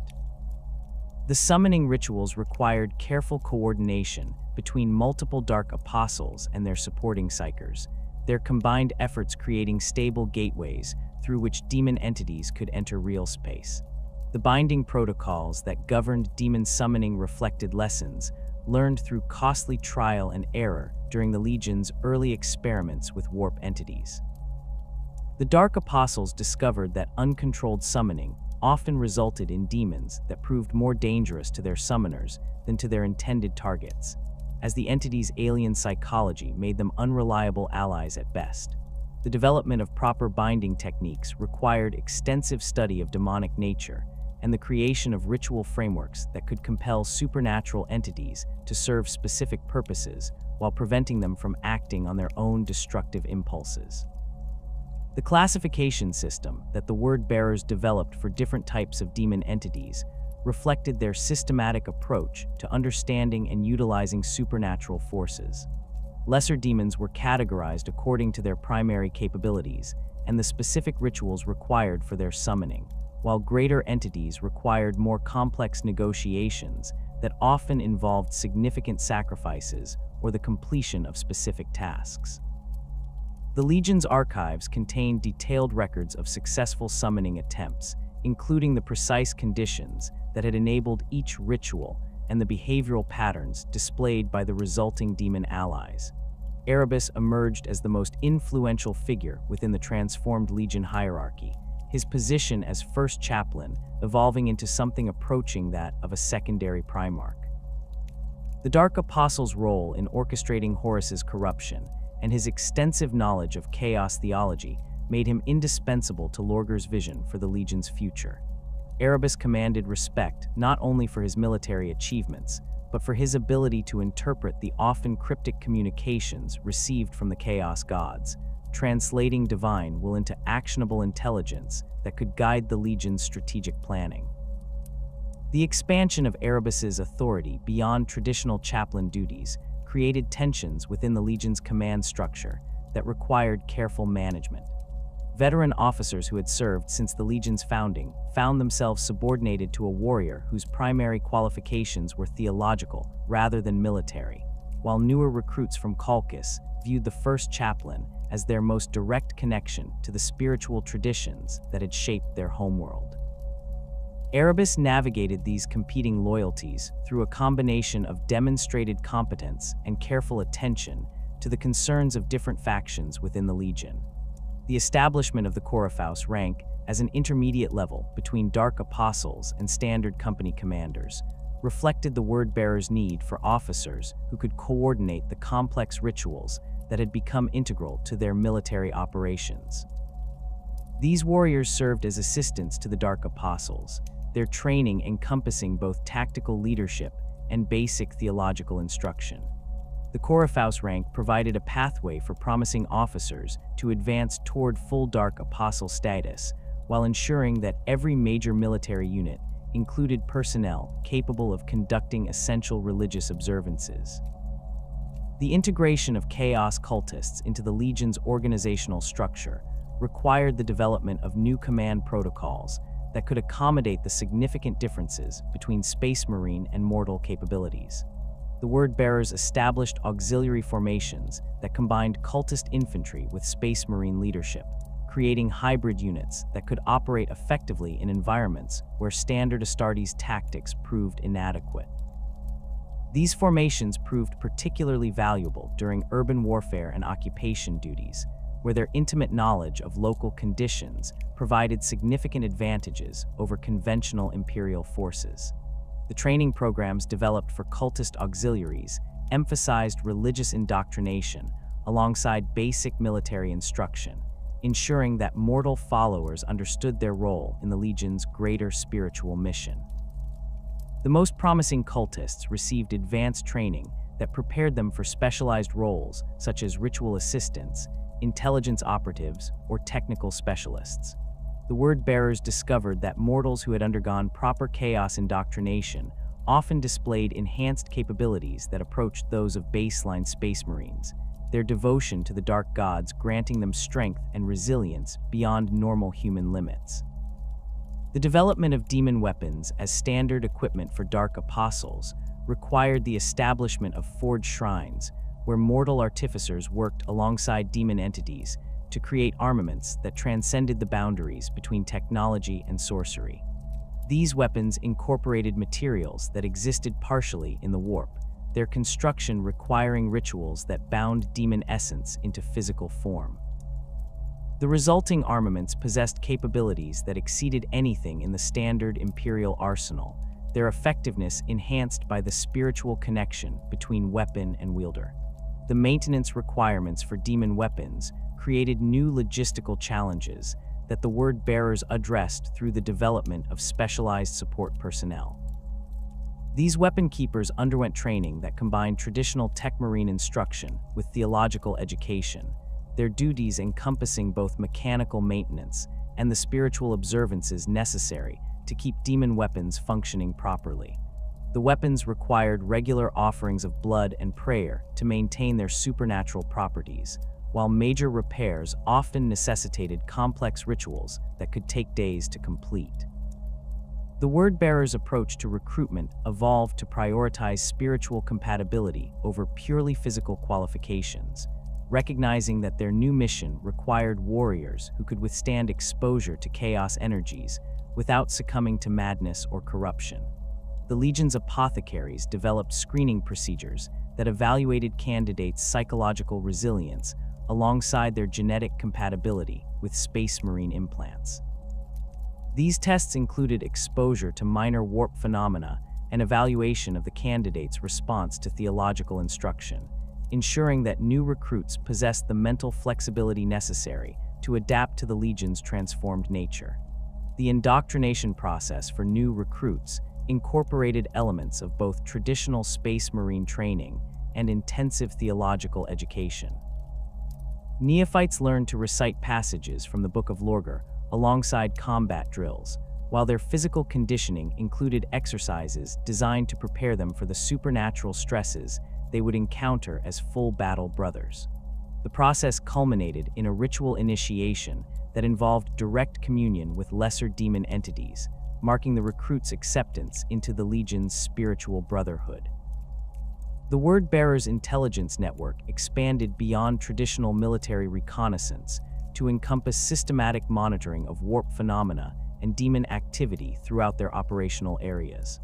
The Legion's psychers maintained constant surveillance of the Imperium, tracking the movements of supernatural entities and identifying opportunities for beneficial alliances or potential threats that required immediate attention.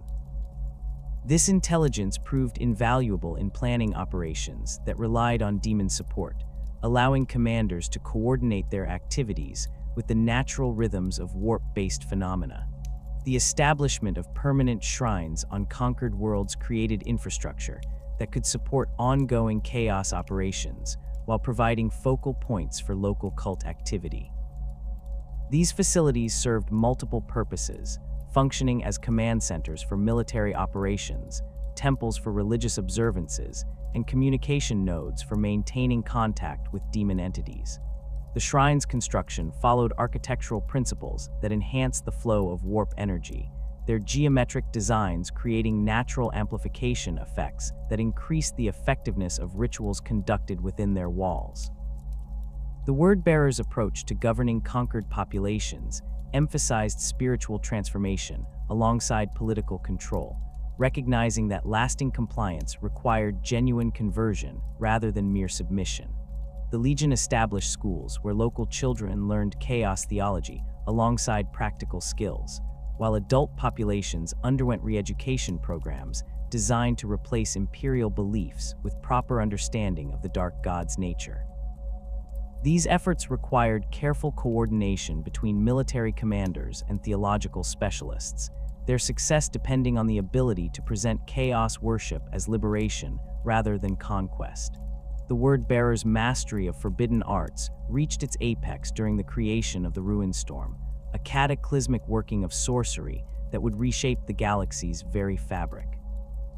This massive undertaking required the coordination of ritual sites across dozens of star systems, each location carefully selected for its psychic resonance and strategic importance to the Imperium's communication networks.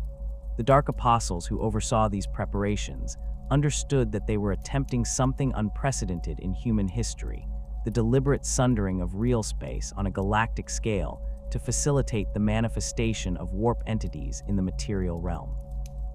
The theoretical framework for the Ruinstorm's creation had emerged from years of study conducted in hidden libraries throughout Word-Bearer territory. Ancient texts recovered from demon worlds during the Legion's pilgrimage contained fragmentary references to similar workings attempted by long-dead civilizations, though none had possessed the resources or coordination necessary to achieve success on such a massive scale.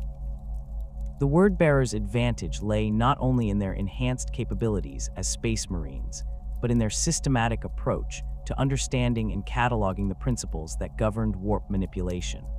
Erebus assumed primary responsibility for coordinating the ritual preparations, his extensive network of contacts throughout the traitor legions providing access to resources and personnel that would have been impossible for the Word-Bearers to assemble independently. The first Chaplain's communications with cult cells across Imperial space had identified thousands of potential ritual sites, from ancient temples on civilized worlds to forgotten ruins on frontier planets where the boundary between real space and the Imperium had already grown thin through millennia of neglect. The selection criteria for primary ritual sites reflected the Word-Bearer's deep understanding of how psychic phenomena interacted with physical geography and stellar mechanics. Worlds located at the intersection of major warp routes provided natural amplification for sorcerous workings, while planets with high concentrations of psychers in their population offered abundant psychic energy that could be harvested through mass sacrifice. The Legion's Tech Marines worked alongside corrupted members of the Mechanicum to identify locations where ancient archaeotech installations could be modified to serve as focusing arrays for the massive energies that would be unleashed. The construction phase of the Ruinstorm project required the Word-Bearers to operate with unprecedented secrecy while maintaining the appearance of normal Legion activities. Construction teams composed of trusted space marines and thoroughly indoctrinated cultists worked in shifts to carve the massive ritual circles and geometric patterns that would channel warp energy across interstellar distances. These installations often incorporated existing structures, with imperial temples and administrative buildings serving as foundations for far more sinister purposes. The ritual geometries themselves followed designs that had been revealed through direct communion with greater demon entities, their complex mathematical relationships reflecting principles that existed beyond normal human comprehension. Each circle incorporated thousands of individual symbols and sigils, their precise positioning calculated to create resonance effects that would amplify the psychic energy generated by the sacrificial offerings. The word-bearer's most skilled artificers spent months crafting the focusing crystals and metallic inlays that would channel these energies without allowing them to dissipate into random warp fluctuations. The procurement of sacrificial victims required careful planning to avoid arousing suspicion from imperial authorities or loyalist space marine forces operating in the same regions. The word-bearers established networks of human traffickers and slave traders who could provide the millions of souls that would be required for the ritual's completion, while their cult allies infiltrated planetary governments to redirect entire population centers toward the designated sacrifice sites. The logistics of moving such vast numbers of people without detection demanded the corruption of transportation networks and communication systems across multiple sectors.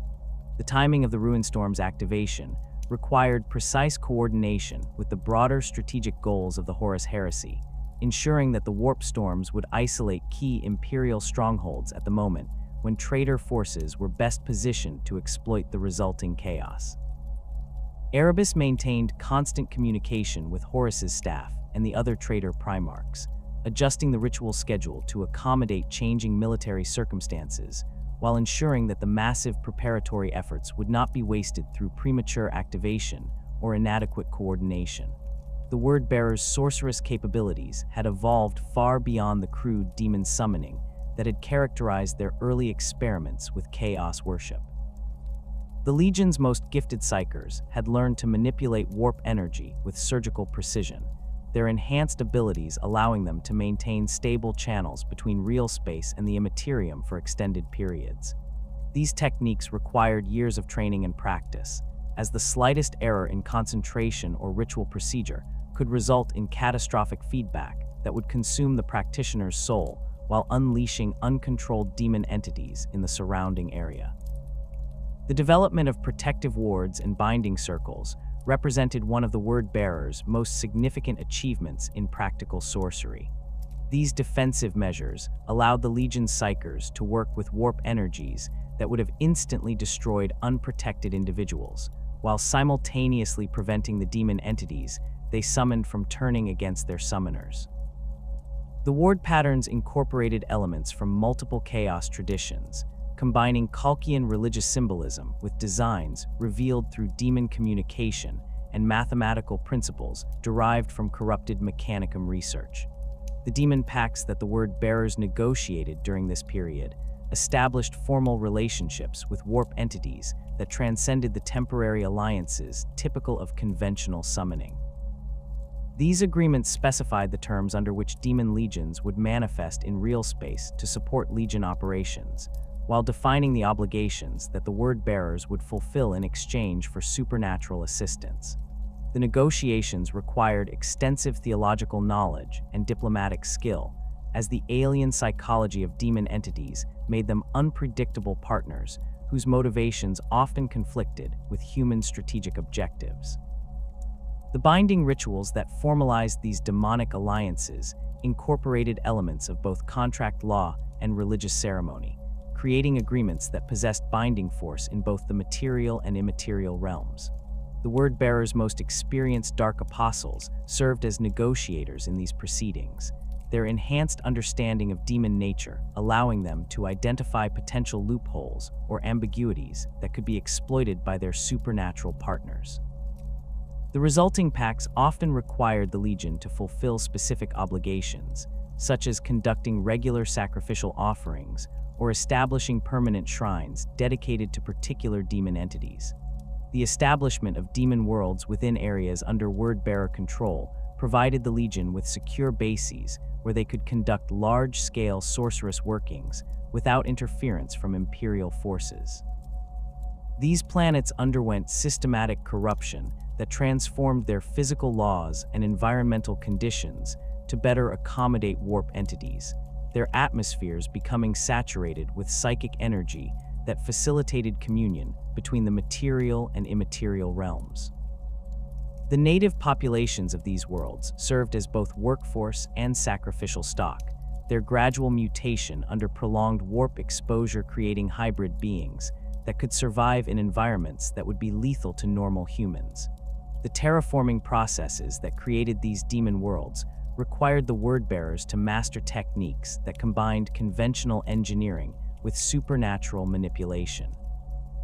Atmospheric processors were modified to introduce warp-tainted gases that would gradually alter the planetary environment, while geological surveys identified locations where the planet's crust could be breached to allow direct access to warp energy sources deep beneath the surface. The resulting worlds bore little resemblance to their original forms, their landscapes twisted into geometries that reflected the alien aesthetics of their demon inhabitants. The population management systems developed for these corrupted worlds reflected the word-bearers' understanding that different types of demon entities required specific environmental conditions and sacrificial offerings to maintain their presence in real space. Agricultural zones were established to produce the specialized crops and livestock that served as offerings to particular demon types, while industrial facilities manufactured the ritual implements and ceremonial objects required for ongoing worship activities. The human populations underwent systematic breeding programs designed to produce individuals with enhanced psychic sensitivity or other traits that made them more valuable as sacrificial offerings. The word-bearers' approach to demon summoning evolved from the crude rituals they had initially learned during their pilgrimage to encompass sophisticated techniques that could produce predictable results under battlefield conditions.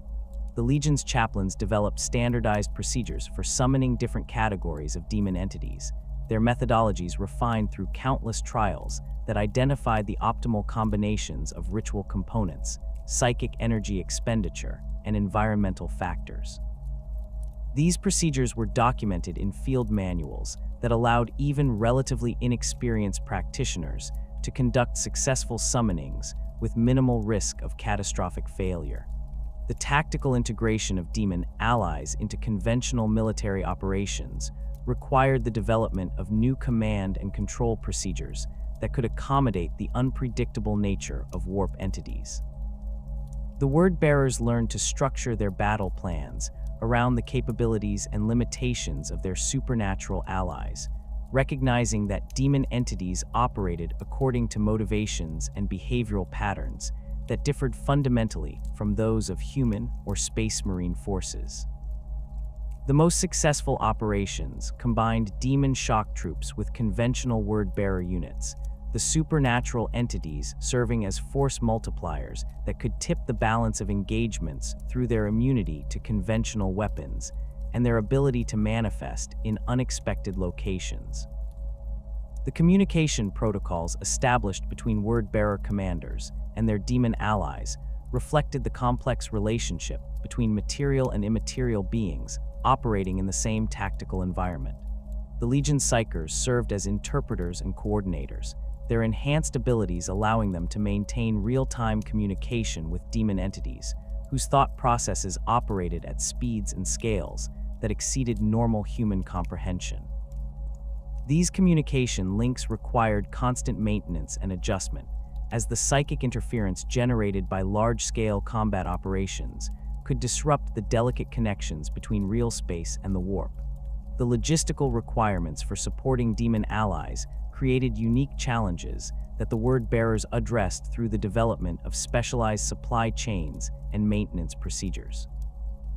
Demon entities required regular offerings of psychic energy, blood, and other materials that sustained their presence in real space, while their weapons and equipment needed maintenance using techniques that combined conventional engineering with sorcerous ritual.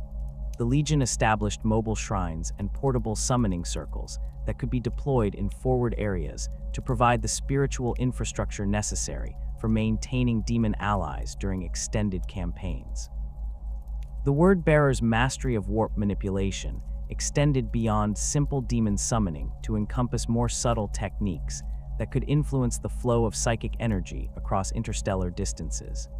The Legion's most skilled practitioners learned to create standing warp currents that could accelerate their ships' travel times while impeding enemy movements, effectively reshaping the galaxy's psychic geography to provide strategic advantages.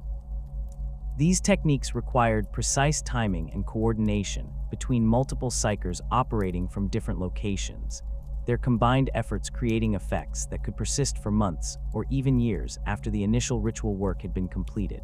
The development of warp-based communication networks allowed the Word-Bearers to maintain contact with their far-flung forces and cult allies despite the disruption of conventional astropathic channels caused by the Ruin Storm's creation. These networks utilized demon entities as message carriers, their ability to traverse the Imperium instantaneously providing communication capabilities that exceeded anything available to loyalist Imperial forces. The messages transmitted through these channels often arrived corrupted or distorted by their passage through the warp, requiring the development of encoding techniques that could preserve essential information while filtering out the random psychic interference that accompanied demon-mediated communication. The establishment of permanent warp rifts at strategic locations throughout Word-Bearer territory created gateways that allowed for rapid deployment of demon reinforcements and the transportation of personnel and equipment across vast distances without relying on conventional spacecraft.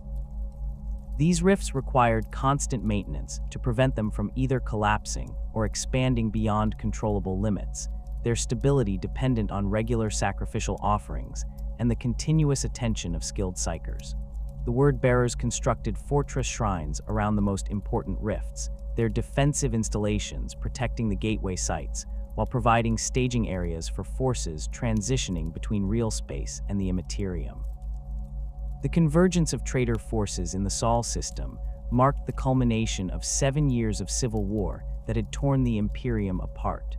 The Word-Bearers arrived at Terra's doorstep not as the pious evangelists they had once been, but as harbingers of humanity's spiritual transformation under the guidance of the true gods. Their crimson and gold fleet bore the scars of countless engagements across the galaxy, their hulls adorned with blasphemous sigils that pulsed with warp energy and demon-forged modifications that exceeded the capabilities of standard Imperial vessels. Lorgar's primary objective during the Siege of Terra extended far beyond mere military conquest. While his brother Primarchs focused on breaching the Imperial Palace's defenses and reaching the Emperor, the Word-Bearer's mission encompassed the systematic corruption of Terra's population and the establishment of permanent warp rifts that would transform humanity's birth world into a demon world. The Primarch understood that true victory required not just the Emperor's death, but the complete spiritual subjugation of the species he had sought to guide towards secular enlightenment. The Word-Bearer's assault formations incorporated demon allies on a scale never before attempted in real space combat. Entire companies of space marines advanced alongside legions of warp entities, their combined forces creating a supernatural army that defied conventional tactical analysis. The demons manifested in forms that reflected their patron god's domains, bloodletters of Khur carved through loyalist defenders with demon-forged blades, while horrors of Tzeentch unleashed cascades of mutagenic fire that transformed Imperial soldiers into writhing masses of corrupted flesh. The coordination between Space Marine and demon forces required constant attention from the Legion's Dark Apostles, their psychic abilities strained to the breaking point as they maintained the binding rituals that kept their supernatural allies focused on military objectives rather than their own chaotic impulses. The demon entities operated according to alien motivations that often conflicted with human strategic priorities, their tendency toward random destruction requiring careful management to prevent them from undermining the word-bearer's broader goals. The assault on the Imperial Palace's outer defenses revealed the extent to which the word-bearers had evolved beyond conventional warfare. Rather than relying solely on overwhelming firepower or tactical superiority, they employed sorcerous techniques that bypassed physical fortifications entirely. Squads of possessed marines phased through solid walls using warp-based translocation, while Dark Apostles opened temporary rifts that allowed demon reinforcements to manifest directly behind enemy lines. The palace's defenders found themselves facing enemies that violated every principle of warfare they had been trained to counter. Imperial fists who had spent decades perfecting defensive strategies against conventional assault discovered that their carefully prepared kill zones and overlapping fields of fire proved ineffective against entities that could teleport at will or ignore physical barriers entirely. The psychological impact of facing supernatural opponents proved as devastating as their actual combat capabilities, with veteran soldiers breaking ranks when confronted by horrors that their minds could not process. The word-bearer's coordination with other traitor legions during the siege required delicate negotiation and careful resource allocation. The Iron Warrior's systematic approach to siege warfare complemented the 17th Legion's supernatural capabilities, with Perdurabo's artillery providing covering fire for demon-summoning rituals, while word-bearer sorcerers opened breaches in the palace's void shields that conventional weapons could not penetrate. The Death Guard's stoic advance through the palace's lower levels created opportunities for the word-bearers to establish ritual sites in captured territory. The World Eater's berserker charges, while tactically crude, served the word-bearers' purposes by creating the massive casualties necessary to fuel large-scale demon summoning.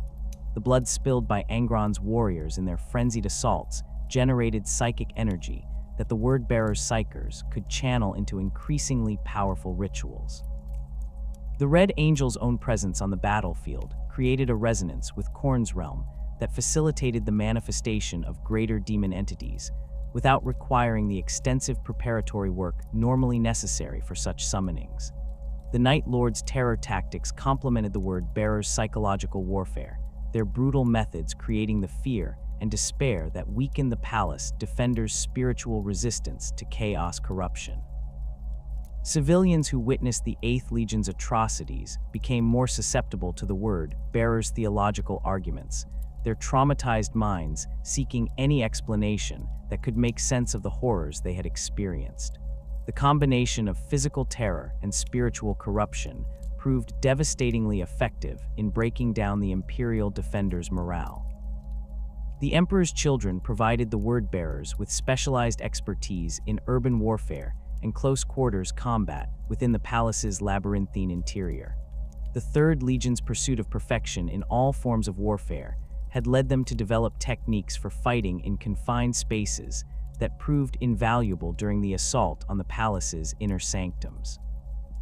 Their coordination with word-bearer demon allies created combined arms formations that could adapt to the rapidly changing tactical situation within the massive fortress complex. The establishment of permanent ritual sites within the captured sections of the Imperial Palace required the word-bearers to balance military necessity with theological imperatives. Each shrine they constructed served both as a staging area for demon summoning and as a symbol of the Chaos God's dominion over humanity's most sacred spaces. The Dark Apostles overseeing these installations faced constant pressure from their military commanders to prioritize tactical considerations while maintaining the spiritual significance that made these sites effective focal points for warp energy. The corruption of the palace's civilian population proceeded through techniques that the word-bearers had refined during their campaigns across the galaxy. Refugees fleeing the outer battles found themselves herded into areas where word-bearer chaplains conducted mass conversion ceremonies, their enhanced charisma and psychic abilities overwhelming the traumatized civilians' resistance to theological indoctrination. The converted populations became valuable assets, their intimate knowledge of the palace's layout and their ability to move through areas that would be heavily defended against Space Marine infiltrators, making them ideal intelligence sources and saboteurs. The confrontation between Lorgar and Corvus Corax represented more than a simple duel between Primarchs. It embodied the fundamental philosophical conflict that had driven the Horus heresy from its inception. The Raven Guard's Primarch arrived at the battle site through methods that demonstrated his legion's mastery of stealth and infiltration, his forces having penetrated deep into Word-bearer-controlled territory without detection. Corax's pale features bore the marks of 7 years of constant warfare, while his black eyes held a fury that had been building since the massacre at XVII. The Word-bearer's Primarch had undergone his own transformation during the long years of civil war, his golden skin now bearing ritual scarifications that channeled warp energy, while his presence radiated an aura of supernatural authority that made even veteran Space Marines feel compelled to kneel in reverence. Lorgar's evolution from prophet to demon prince had progressed steadily throughout the heresy, his communion with the Chaos Gods granting him abilities that transcended his original nature as a gene-forged superhuman.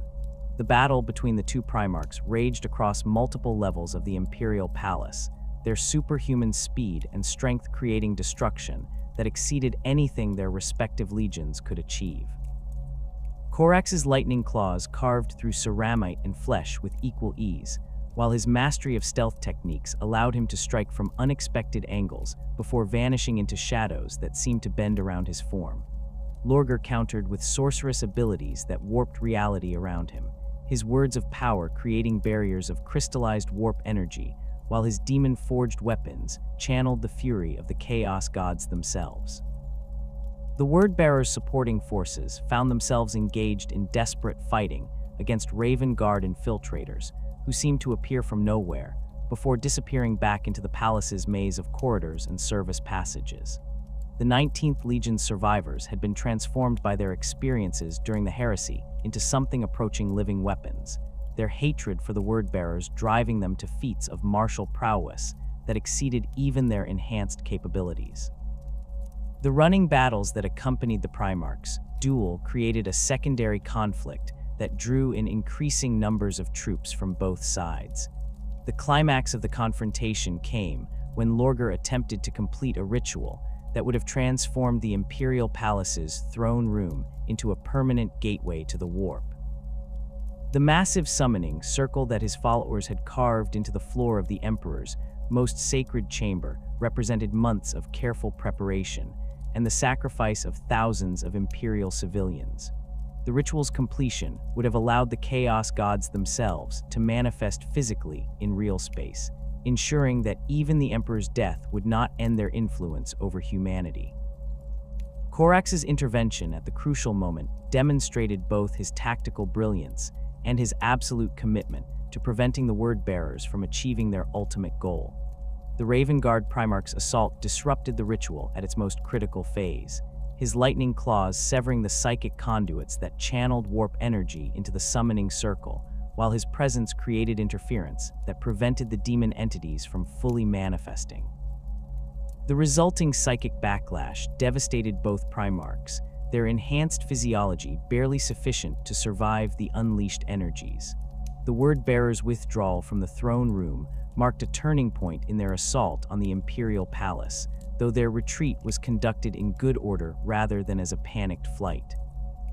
The Legion's Dark Apostles recognized that the failed ritual had fundamentally altered the tactical situation, making it impossible to achieve their primary objective of establishing permanent warp rifts within the palace's most sacred spaces. The decision to redeploy their forces to secondary objectives reflected their disciplined approach to warfare even under the most challenging circumstances. The news of Horus's death reached the Word-bearers while they were consolidating their positions in the palace's outer districts, preparing for what they expected to be a prolonged siege that would culminate in the Emperor's eventual defeat. The War Master's fall to his father's blade created immediate confusion throughout the traitor forces, as the carefully coordinated assault began to lose cohesion without the central authority that had held the diverse factions together. The Word-Bearers' response to this crisis demonstrated both their organizational flexibility and their commitment to the broader goals of chaos worship that transcended any individual leader.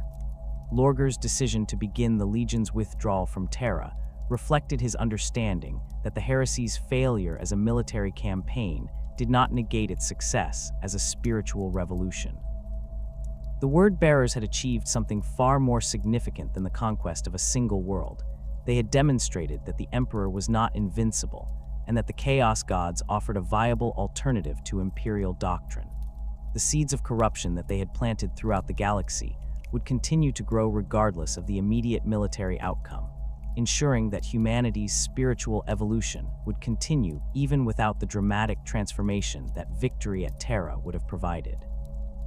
The evacuation procedures that the Word-Bearers implemented during their withdrawal demonstrated the organizational skills they had developed during decades of complex military operations. The Legion's fleet coordination allowed them to extract their forces and their most valuable demon allies while maintaining defensive formations that prevented loyalist forces from interfering with the retreat. The Dark Apostles oversaw the systematic destruction of ritual sites that could not be defended, ensuring that their sacred installations would not fall into Imperial hands while preserving the knowledge and artifacts that would be essential for future operations. The transition from the Siege of Terra to the Long War required the Word-Bearers to fundamentally reconsider their strategic objectives and operational methods. The failure to achieve decisive victory through conventional military means had demonstrated the limitations of direct confrontation with Imperial forces, while the successful corruption of populations across the galaxy suggested that more subtle approaches might prove more effective in the long term. The Legion's leadership began developing new doctrines that emphasized gradual subversion and spiritual corruption over rapid conquest. The establishment of hidden bases in the Eye of Terror and other warp-touched regions provided the Word-Bearers with secure staging areas from which they could launch raids against Imperial targets, while maintaining the infrastructure necessary for large-scale demon summoning and ritual activities. These facilities combined military functionality with religious significance, their design incorporating both defensive fortifications and temple complexes, where the Legion's spiritual activities could continue without interference from Imperial forces. The retreat from Terra marked not an ending, but a transformation for the Word-Bearers Legion. As their crimson-hulled vessels departed the Sol system under cover of the warp storms that had begun consuming the galaxy's communication networks, Lorgar understood that the true war was only beginning.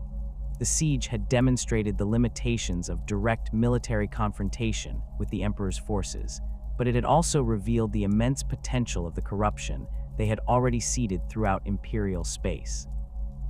The failure to kill the Master of Mankind mattered less than the successful demonstration that his supposed divinity could be challenged, and his servants turned against him. The journey to the Eye of Terror proceeded through warp routes that the Word-Bearers had mapped during their earlier pilgrimage, their navigators guided by demon entities whose knowledge of the Imperium's currents exceeded anything possessed by Imperial astropaths. The fleet's composition reflected the Legion's evolution during the heresy. Alongside traditional battle barges and strike cruisers sailed vessels that defied conventional classification, their hulls twisted by prolonged exposure to warp energies, and their weapon systems incorporating demon-forged components that pulsed with malevolent life. The establishment of Sikaris as the Legion's primary stronghold required extensive terraforming operations that combined conventional engineering with large-scale sorcerous workings. The demon world that would become their new home existed in a state of constant flux when the Word-Bearers first arrived, its surface shifting between different configurations as competing warp entities imposed their will upon its malleable reality.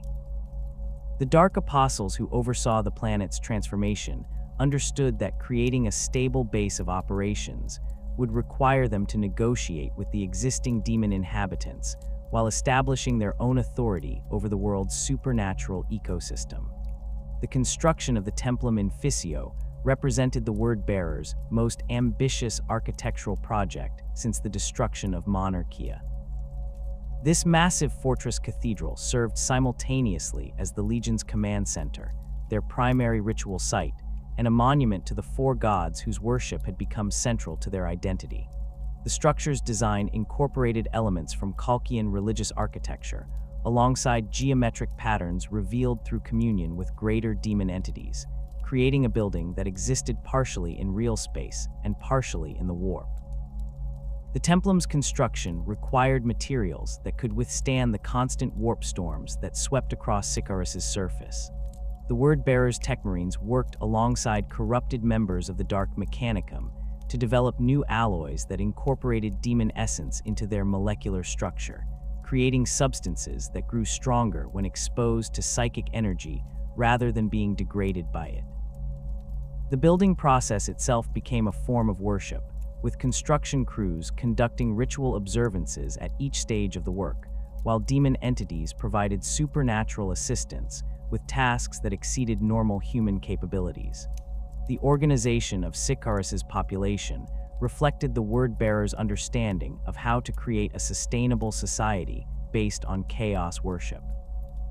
The planet's human inhabitants were organized into hierarchical castes that corresponded to different aspects of service to the dark gods.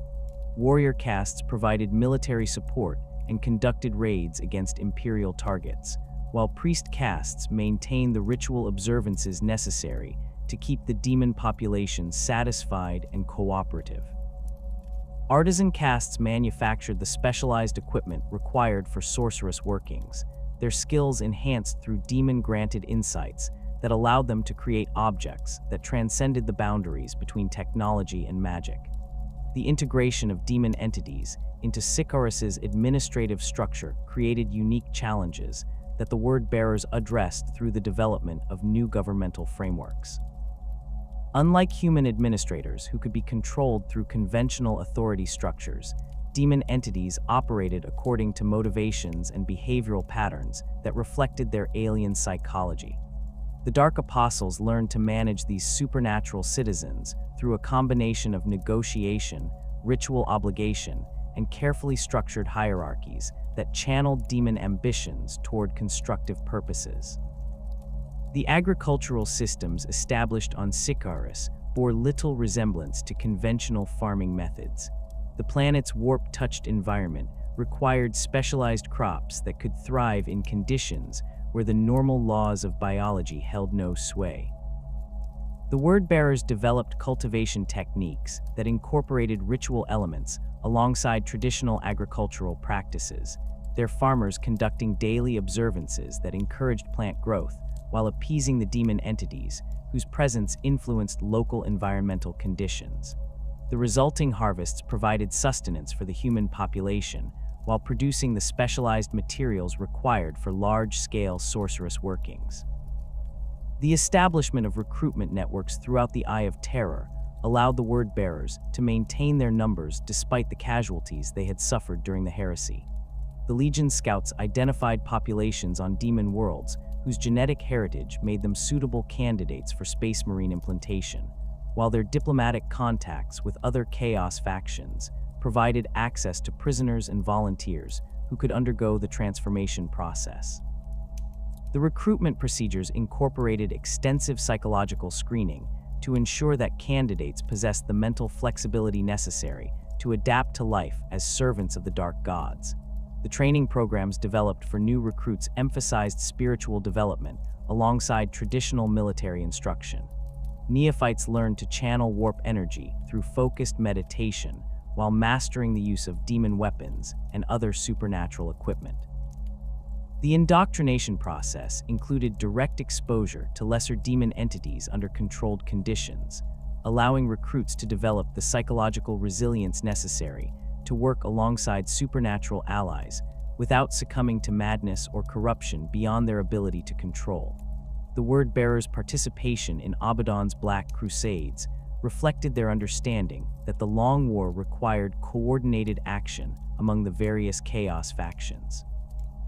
The Legion's Dark Apostles served as theological advisors to the War Master's planning councils, their expertise in demon summoning and warp manipulation, providing capabilities that complemented the tactical skills of other traitor commanders. The Word-Bearers' contributions to these massive campaigns typically focused on establishing the spiritual infrastructure necessary to support large-scale demon manifestations, while conducting the psychological warfare operations that weakened Imperial defenders' morale. The First Black Crusade saw the Word-Bearers deploying in their traditional role as shock troops whose supernatural allies could break through defensive positions that conventional forces could not penetrate.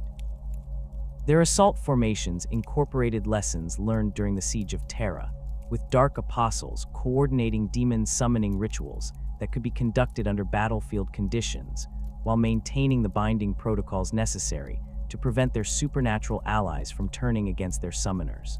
The Legion's performance during this campaign established their reputation as reliable allies whose theological expertise made them valuable partners for other Chaos commanders.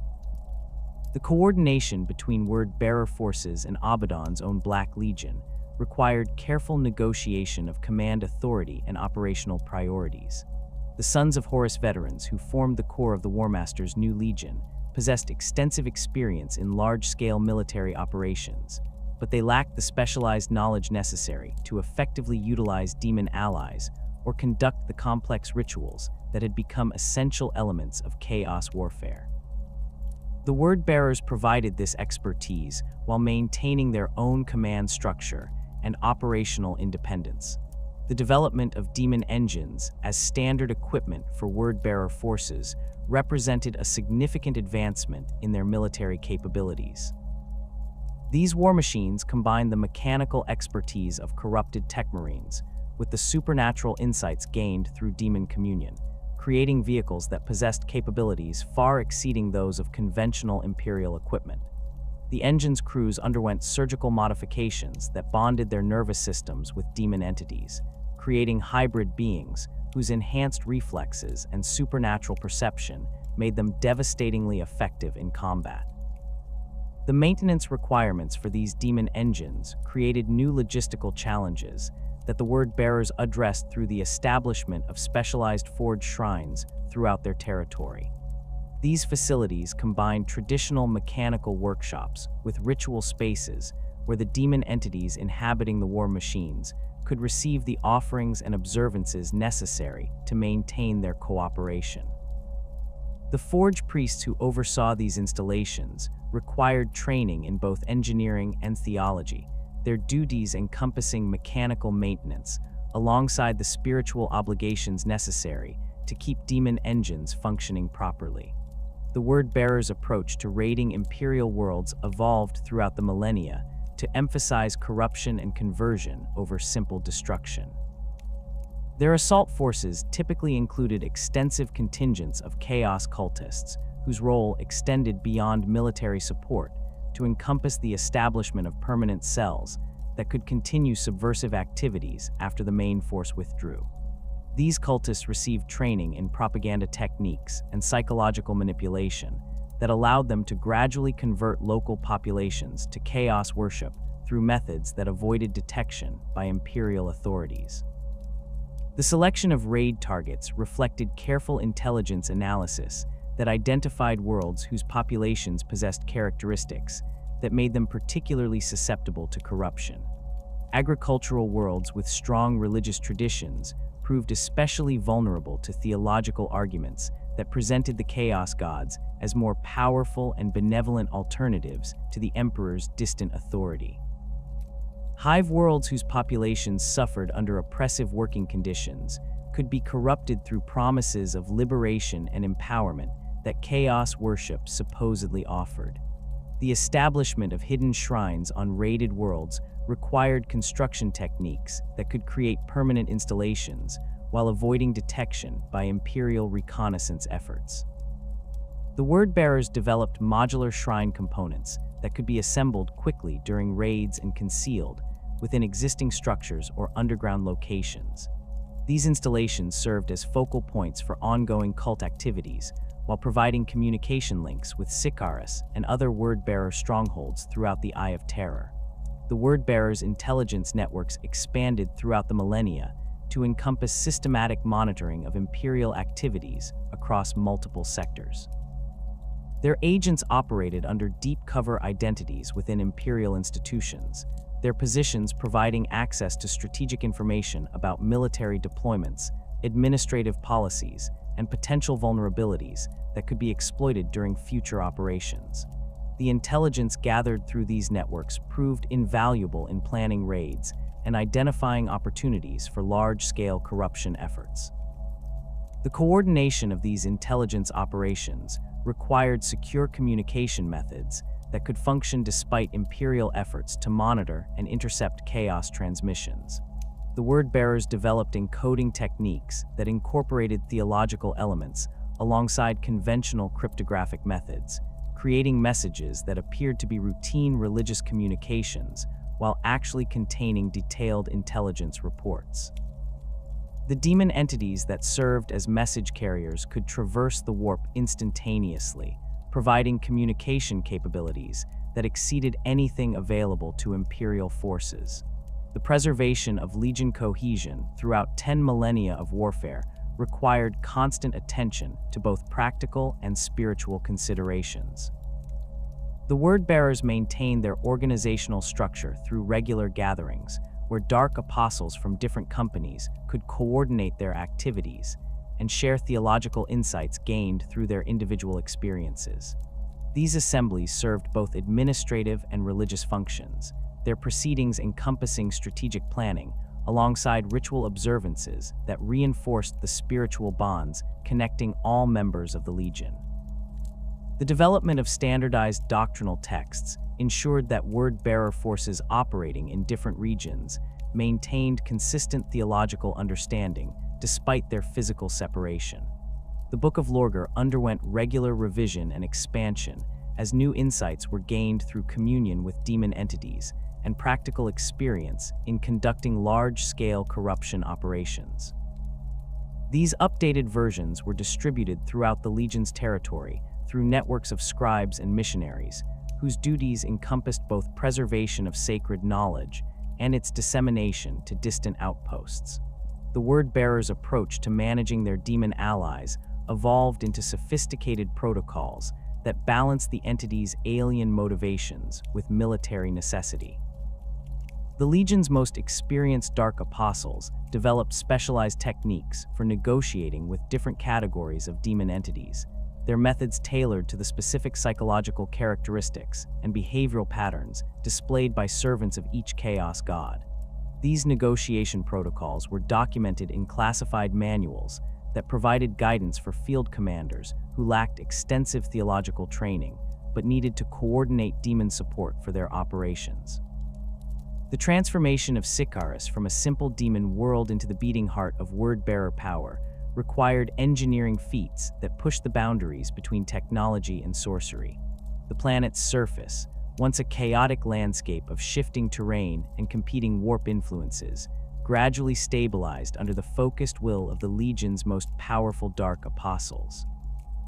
Massive ritual circles carved into the bedrock created geometric patterns visible from orbit, their intersecting lines channeling the planet's abundant warp energy into controlled flows that could power both industrial facilities and religious observances. The construction of the Basilica of the Word began with the systematic clearing of a vast plateau that had previously served as a battleground between rival demon factions. The Word-bearers' approach to this monumental undertaking reflected their understanding that the structure would serve as more than a mere fortress. It would function as a living symbol of their Legion's spiritual authority and a focal point for their ongoing communion with the Chaos Gods. The foundation work alone required 3 standard years to complete, with construction crews working in shifts around the clock, while Dark Apostles maintained protective wards that prevented demon interference with the delicate engineering processes. The Basilica's central spire rose nearly 2 kilometers above the planetary surface, its twisted architecture incorporating elements that existed partially in real space and partially in the warp. The structure's walls were constructed from materials that defied conventional analysis, stone that had been quarried from demon worlds and blessed through rituals that bound warp entities into its crystalline matrix, creating building materials that grew stronger when exposed to psychic energy. The spire's apex housed the Legion's primary communication array, a device that combined Vox technology with demon-possessed components capable of transmitting messages across the galaxy instantaneously through warp-based channels. The interior spaces of the basilica reflected the word-bearer's evolution from simple warriors into a theocratic hierarchy that governed both mortal populations and supernatural entities. The main cathedral could accommodate over 50,000 worshippers simultaneously, its vaulted ceiling decorated with frescoes that depicted the four gods in their various aspects, while chronicling the Legion's journey from imperial loyalty to chaos devotion. The walls themselves pulsed with a faint luminescence that emanated from the demon essence incorporated into their construction, creating an atmosphere that inspired both reverence and unease in mortal visitors. The chapter houses that surrounded the central cathedral served as headquarters for the Legion's various companies and specialized units. Each structure was designed according to architectural principles that reflected the specific chaos god favored by its inhabitants, creating a diverse complex where buildings dedicated to Khorne's worship featured aggressive angles and blood-red stonework, while those honoring Tzeentch incorporated impossible geometries that seemed to shift when observed directly. The Nurgle-aligned sections of the complex embraced decay as a natural process, their walls covered in carefully cultivated growths that served both decorative and practical purposes. The training facilities established within the Basilica complex represented the most advanced military education system ever developed by a Chaos Space Marine Legion. The word-bearers had learned through millennia of warfare that their role as spiritual leaders required them to master not only conventional combat techniques, but also the complex arts of demon summoning, warp manipulation, and theological debate.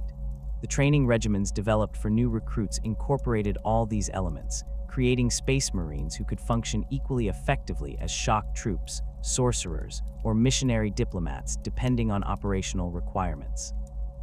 The combat training areas included specialized chambers where neophytes could practice fighting alongside demon allies under controlled conditions.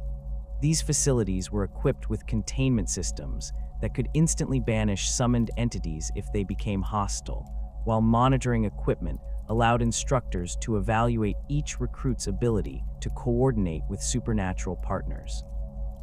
The training scenarios included everything from simple skirmish actions to complex multi-phase operations that required precise timing between material and immaterial forces. The theological education provided to word-bearer recruits encompassed far more than simple indoctrination in chaos worship. The Legion scholars had developed comprehensive curricula that covered the history and philosophy of dozens of different religious traditions, providing their students with the knowledge necessary to identify and exploit the spiritual vulnerabilities of various human populations. This education included practical instruction in rhetoric, psychology, and cultural analysis, skills that proved essential when conducting conversion operations on worlds with diverse belief systems. The sorceress training facilities represented perhaps the most dangerous aspect of the word-bearer educational system.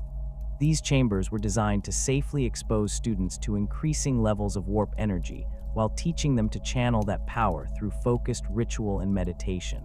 The process carried inherent risks, as exposure to raw chaos energy could result in mutation, madness, or possession by hostile entities. The Legion's most experienced psychers served as instructors in these programs, their enhanced abilities allowing them to intervene if students lost control of the forces they were attempting to manipulate. The Basilica's archives contain the most comprehensive collection of forbidden knowledge in the galaxy, their vaults housing texts that predated the Age of Strife, alongside contemporary works that documented the Legion's ongoing theological research. The preservation of this knowledge required specialized storage techniques that could protect written materials from the corrosive effects of prolonged warp exposure, while ensuring that the information remained accessible to authorized researchers. The archive chambers were equipped with reading rooms where scholars could study dangerous texts under controlled conditions, their exposure to corrupting influences carefully monitored and limited. The recruitment networks that supplied new candidates for the Word-Bearer Legion extended throughout the Eye of Terror and beyond, reaching into Imperial space through networks of chaos cults and corrupted officials. The Legion's scouts identified potential recruits based on criteria that emphasized spiritual compatibility alongside physical capability, recognizing that their transformed nature required warriors who could withstand exposure to chaos energies without losing their sanity or effectiveness. The selection process included extensive psychological evaluation designed to identify individuals whose personalities would mesh well with the Legion's theocratic culture.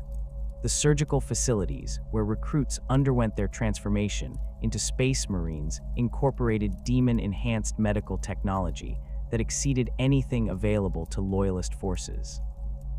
The Word-Bearer's apothecaries had learned to accelerate the implantation process while reducing the risk of rejection or complication, their techniques refined through centuries of experimentation and demon-granted insights into human physiology. The operating theaters were equipped with monitoring systems that could detect signs of chaos corruption during the transformation process, allowing medical staff to adjust procedures to accommodate the unique requirements of recruits who would be expected to work closely with warp entities. The indoctrination chambers where new Space Marines learned their role within the Legion's hierarchy combined traditional military instruction with intensive theological education. These facilities were designed to immerse recruits in the Legion's culture, while gradually introducing them to the realities of serving alongside demon allies and conducting sorceress operations. The indoctrination process included direct exposure to lesser warp entities under carefully controlled conditions, allowing new Marines to develop the psychological resilience necessary for their future duties. The command and control systems that coordinated Word-Bearer operations across the galaxy operated from the Basilica's central nerve center, a vast chamber filled with communication equipment that combined conventional technology with demon-possessed components. The facility's operators maintained constant contact with Legion forces deployed throughout Imperial space, their duties encompassing everything from tactical coordination to the transmission of new theological insights discovered through ongoing research. The communication systems incorporated multiple layers of encryption and misdirection, designed to prevent Imperial forces from intercepting or decoding sensitive transmissions. The strategic planning facilities housed within the Basilica reflected the Word-Bearers' understanding that their long-term goals required careful coordination of military, political, and spiritual operations across multiple theaters. The Legion's command staff included specialists in intelligence analysis, logistics coordination, and theological assessment, their combined expertise enabling them to develop comprehensive strategies that addressed both immediate tactical objectives and broader conversion goals. The planning chambers were equipped with holographic displays that could present real-time information about conditions throughout the galaxy, allowing commanders to adjust their strategies based on current intelligence. The industrial facilities that supported the Basilica's operations represented a fusion of conventional manufacturing with demon-enhanced production techniques. The forges where the Legion's weapons and equipment were manufactured incorporated supernatural elements that allowed them to create armaments that exceeded the capabilities of standard Imperial gear. The production lines included demon-possessed machinery that could work continuously without maintenance, while producing items that incorporated warp-touched materials and blessing rituals that enhanced their effectiveness. The weapon testing ranges where new equipment underwent evaluation included specialized chambers that could safely contain the exotic energies generated by demon weapons and sorceress devices. These facilities allowed the Legion's artificers to refine their designs while ensuring that new equipment met the demanding requirements of chaos warfare. The testing procedures included evaluation of how different weapons performed against various types of enemies, from conventional Imperial forces to rival demon entities that might be encountered during operations in the Eye of Terror. The diplomatic facilities where the word-bearers conducted negotiations with other chaos factions reflected their role as theological authorities within the broader chaos hierarchy. These chambers were designed to accommodate representatives from various demon species and corrupted human organizations, their furnishings and environmental controls adjusted to meet the specific requirements of different types of visitors. The negotiation protocols developed by the Legion's diplomatic corps emphasized the spiritual aspects of any agreements while ensuring that practical considerations received appropriate attention.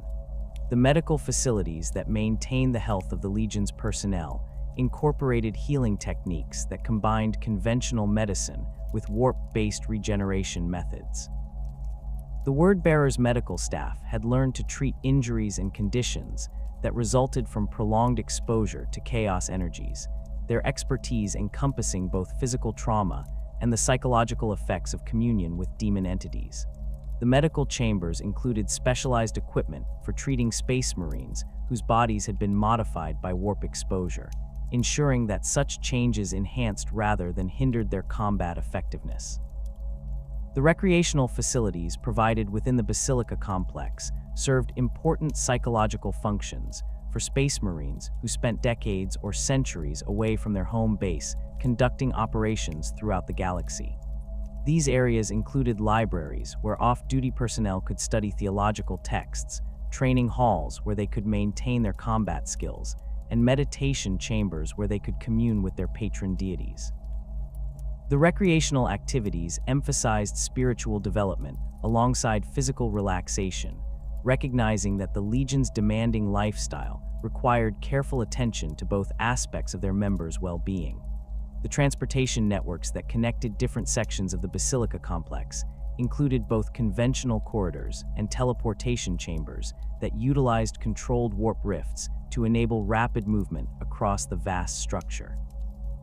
The teleportation systems required constant maintenance by skilled technicians who understood both the mechanical and spiritual aspects of warp-based transportation, their duties encompassing regular recalibration of the dimensional anchors that prevented travelers from becoming lost in the Imperium during transit.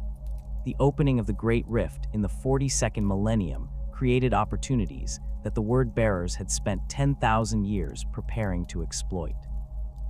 The massive warp storm that split the galaxy in half disrupted Imperial communication networks and isolated entire sectors from Terra's authority, creating power vacuums that chaos forces could fill with unprecedented ease. The word-bearers emerged from their strongholds in the Eye of Terror not as desperate raiders, but as a fully organized theocratic state ready to claim vast territories for the Dark Gods. Sikaris served as the command center for coordinated assaults across dozens of sectors simultaneously. The Basilica of the Word's communication arrays, enhanced by demon-possessed components that could transmit through the chaotic warp currents of the Great Rift, maintained contact with word-bearer forces operating throughout the galaxy. Dark apostles who had spent centuries in deep cover positions within Imperial institutions activated their sleeper networks, triggering uprisings that coincided perfectly with external military assaults to maximize confusion and prevent effective Imperial response. The Legion's current disposition reflects their evolution from a single military formation into a distributed network of semi-autonomous warbands united by common theological principles. The primary host of the Word remains based on Sikaris under the direct command of surviving Dark Apostles from the original Legion, their forces numbering approximately 12,000 space marines, supported by millions of cultist auxiliaries and demon allies. These core forces serve as strategic reserves and rapid response elements that can be deployed to support major operations or exploit unexpected opportunities. The Crimson Slaughter Warband, originally loyalist space marines corrupted through prolonged exposure to word-bearer theological influence, operates throughout the Segmentum Solar, conducting systematic conversion campaigns on worlds that have lost contact with Imperial authority. Their methods combine the word-bearers' proven corruption techniques with intimate knowledge of Imperial military doctrine gained through their previous service to the Emperor. The Warband's leader, Dark Apostle Cranon the Relentless, maintains regular communication with Sikaris while adapting Legion doctrine to the specific challenges of operating in heavily defended Khur Imperial territories. The Brazen Disciples have established themselves as the dominant chaos force in the Maelstrom, their demon world strongholds serving as staging areas for raids throughout the Segmentum Ultima. This warband specializes in large-scale demon summoning operations that can overwhelm Imperial defenses through sheer supernatural force rather than tactical sophistication. Their Dark Apostles have negotiated exclusive pacts with several greater demon entities, granting them access to supernatural allies that exceed the capabilities available to most other chaos forces. The Word of Shadow operates primarily within the Ghoul Stars, exploiting the region's isolation and mysterious threats to conduct experiments in mass corruption that would be impossible in more heavily monitored areas of the galaxy. This warband has developed specialized techniques for corrupting Xenos populations, their theological research expanding word-bearer doctrine to encompass non-human species whose spiritual nature differs fundamentally from baseline humanity. Their discoveries have implications for the Legion's long-term goals of galactic conversion, as they demonstrate that chaos corruption can transcend species barriers. The Sanctified Warband maintains hidden bases throughout the Eastern Fringe, their operations focused on corrupting newly discovered human colonies before they can be properly integrated into Imperial authority structures. These forces operate with exceptional secrecy, their members trained in deep infiltration techniques that allow them to pose as Imperial missionaries or administrative officials while systematically undermining local governments and religious institutions. The Warband's success rate in converting entire planetary populations without triggering Imperial military response exceeds 90%. The influence of word-bearer theological doctrine extends far beyond their own legion to encompass hundreds of smaller chaos warbands and cult organizations throughout the galaxy.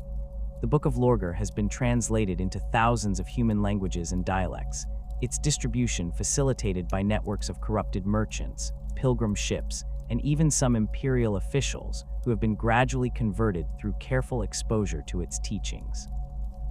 The text's theological arguments prove particularly effective among populations suffering under oppressive Imperial rule or facing existential threats that Imperial authorities seem unable to address. The Apostles of the Blind King represent one of the most successful examples of word-bearer doctrinal influence spreading beyond their own legion. This warband of former Imperial fists was corrupted through a decades-long campaign that began with the infiltration of their chapter's chaplaincy and gradually spread throughout their command structure.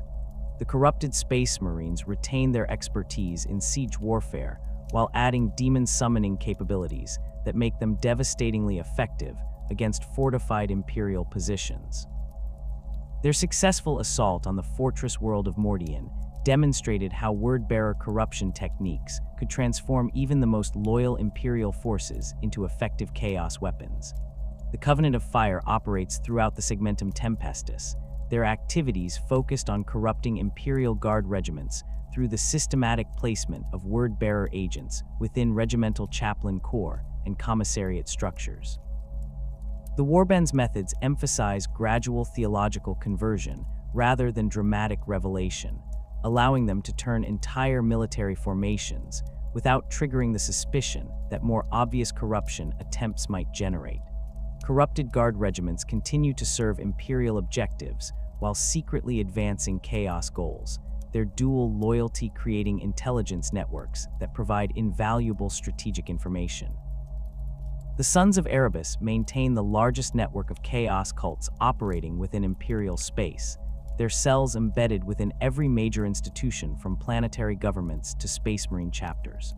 These cultists operate according to protocols developed by the original Erebus during the Horus Heresy, their activities coordinated through communication networks that utilize demon messengers and psychic channels that remain undetectable to Imperial authorities.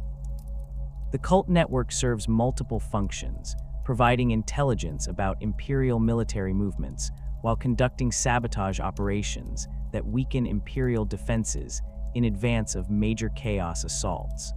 The theological influence of word-bearer doctrine has proven particularly effective among populations facing the galaxy's numerous existential threats.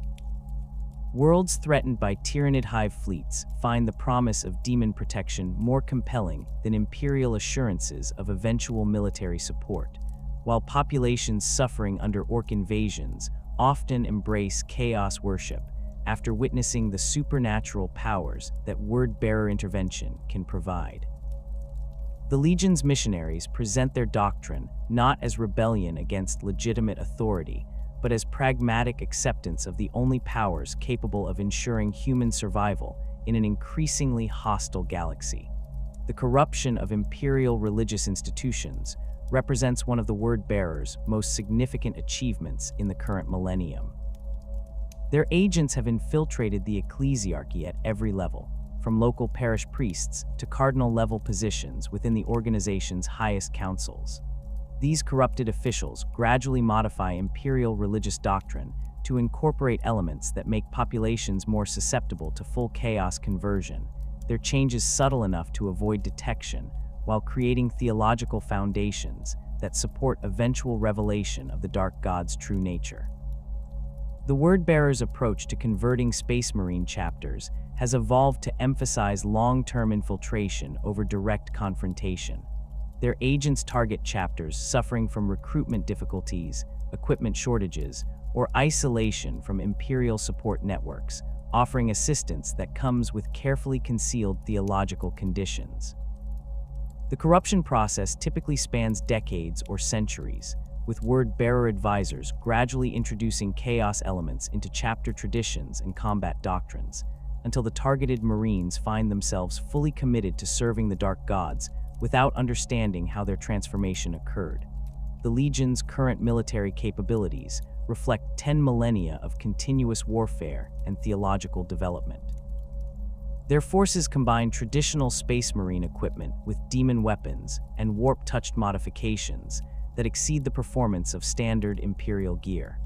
Word-bearer Tech Marines work alongside corrupted members of the Dark Mechanicum to maintain and upgrade their equipment, their combined expertise producing war machines that incorporate both advanced technology and supernatural enhancements. The demon engines deployed by contemporary word-bearer forces represent the pinnacle of their technical and theological achievement. These war machines house demon entities that have been bound through contracts negotiated over centuries, their supernatural inhabitants providing capabilities that transcend normal mechanical limitations. The engines can repair themselves through warp-based regeneration, adapt their weapon systems to counter specific threats, and coordinate their actions through psychic links that eliminate the communication delays that limit conventional military formations. The Word-Bearer's space fleet has grown throughout the millennia to encompass vessels that range from captured Imperial ships to purpose-built demon engines constructed in hidden shipyards throughout the Eye of Terror. Their capital ships incorporate design elements that exist partially in real space and partially in the warp, allowing them to utilize supernatural propulsion methods that can outmaneuver conventional Imperial vessels. The fleet's command ships serve as mobile temples where major rituals can be conducted even during active combat operations. The Legion's approach to planetary assault has evolved to emphasize corruption over destruction, recognizing that converted populations provide more long-term value than devastated wastelands. Their invasion forces typically include extensive contingents of missionaries and cultist auxiliaries, whose role extends beyond military support to encompass the establishment of permanent chaos institutions on conquered worlds. The assault doctrine prioritizes the capture of religious sites, communication centers, and educational facilities that can be converted into tools for ongoing theological indoctrination. The defensive strategies employed by word-bearer strongholds combine conventional fortifications with supernatural barriers that can repel both physical and psychic attacks. Their fortress worlds feature overlapping demon summoning circles that can manifest defensive entities within seconds of detecting hostile approach, while their communication networks utilize warp-based channels that remain functional even when conventional systems are jammed or destroyed. The fortifications incorporate self-repair mechanisms powered by demon entities that can restore damaged structures faster than conventional engineering methods. The Word-Bearer's intelligence operations in the current millennium encompass systematic monitoring of Imperial activities across the entire galaxy.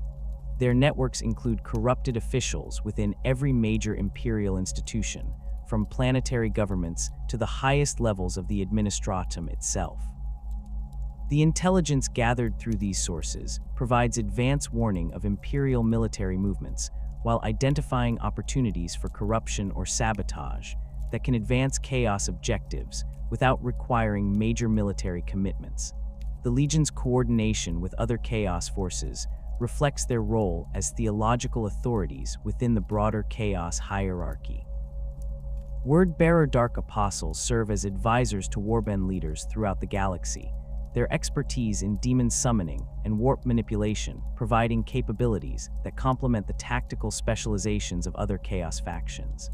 The theological guidance they provide helps coordinate the activities of diverse Chaos forces toward common strategic objectives while maintaining the doctrinal unity necessary for large-scale operations.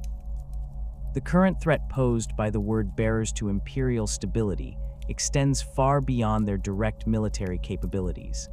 Their corruption networks have created a galaxy-spanning conspiracy that operates within Imperial institutions at every level, from local planetary governments to the highest councils on Terra itself. The theological arguments they propagate through these networks present Chaos worship not as heretical rebellion, but as pragmatic acceptance of the galaxy's spiritual reality, making their doctrine particularly appealing to populations facing existential threats that Imperial authorities seem unable to address. The Word-Bearer's vision for humanity's future encompasses the complete transformation of the species into willing servants of the Chaos gods. Their long-term strategy aims to create a galactic civilization where Chaos worship becomes the dominant religious framework, with human populations serving as both worshippers and warriors in an eternal crusade to spread their doctrine throughout the universe.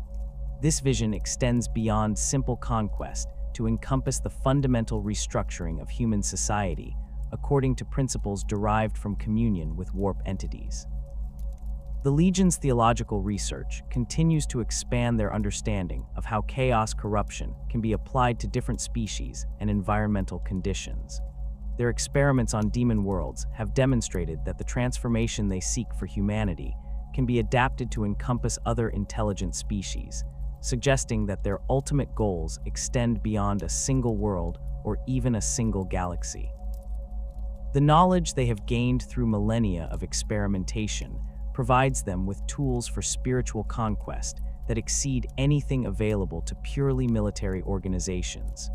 The enduring strength of the Word-Bearers lies not in their military might, but in their absolute conviction that their cause represents humanity's inevitable destiny. 10,000 years of warfare have only strengthened their faith in the Dark God's ultimate victory, while their success in corrupting Imperial institutions demonstrates that their methods can achieve results that conventional military conquest cannot match. As the galaxy burns in the fires of endless war, the Word-Bearers continue their patient work of spiritual transformation, confident that time itself serves their cause and that humanity's conversion to Chaos worship represents not defeat but the fulfillment of its true potential. The 42nd millennium finds the Word-Bearers stronger and more influential than at any point since the Horus Heresy. Their networks span the galaxy, their doctrine spreads through countless populations, and their vision of universal Chaos worship grows closer to reality with each passing century. The Great Rift has provided them with opportunities that they have spent 10 millennia preparing to exploit, and their response demonstrates that they remain one of the most dangerous and persistent threats to Imperial survival. In a galaxy where hope itself has become a rare commodity, the Word-Bearers offer an alternative that grows more appealing with each Imperial failure, ensuring that their influence will continue to expand until either the Imperium falls or the galaxy itself is consumed by the eternal war between order and chaos.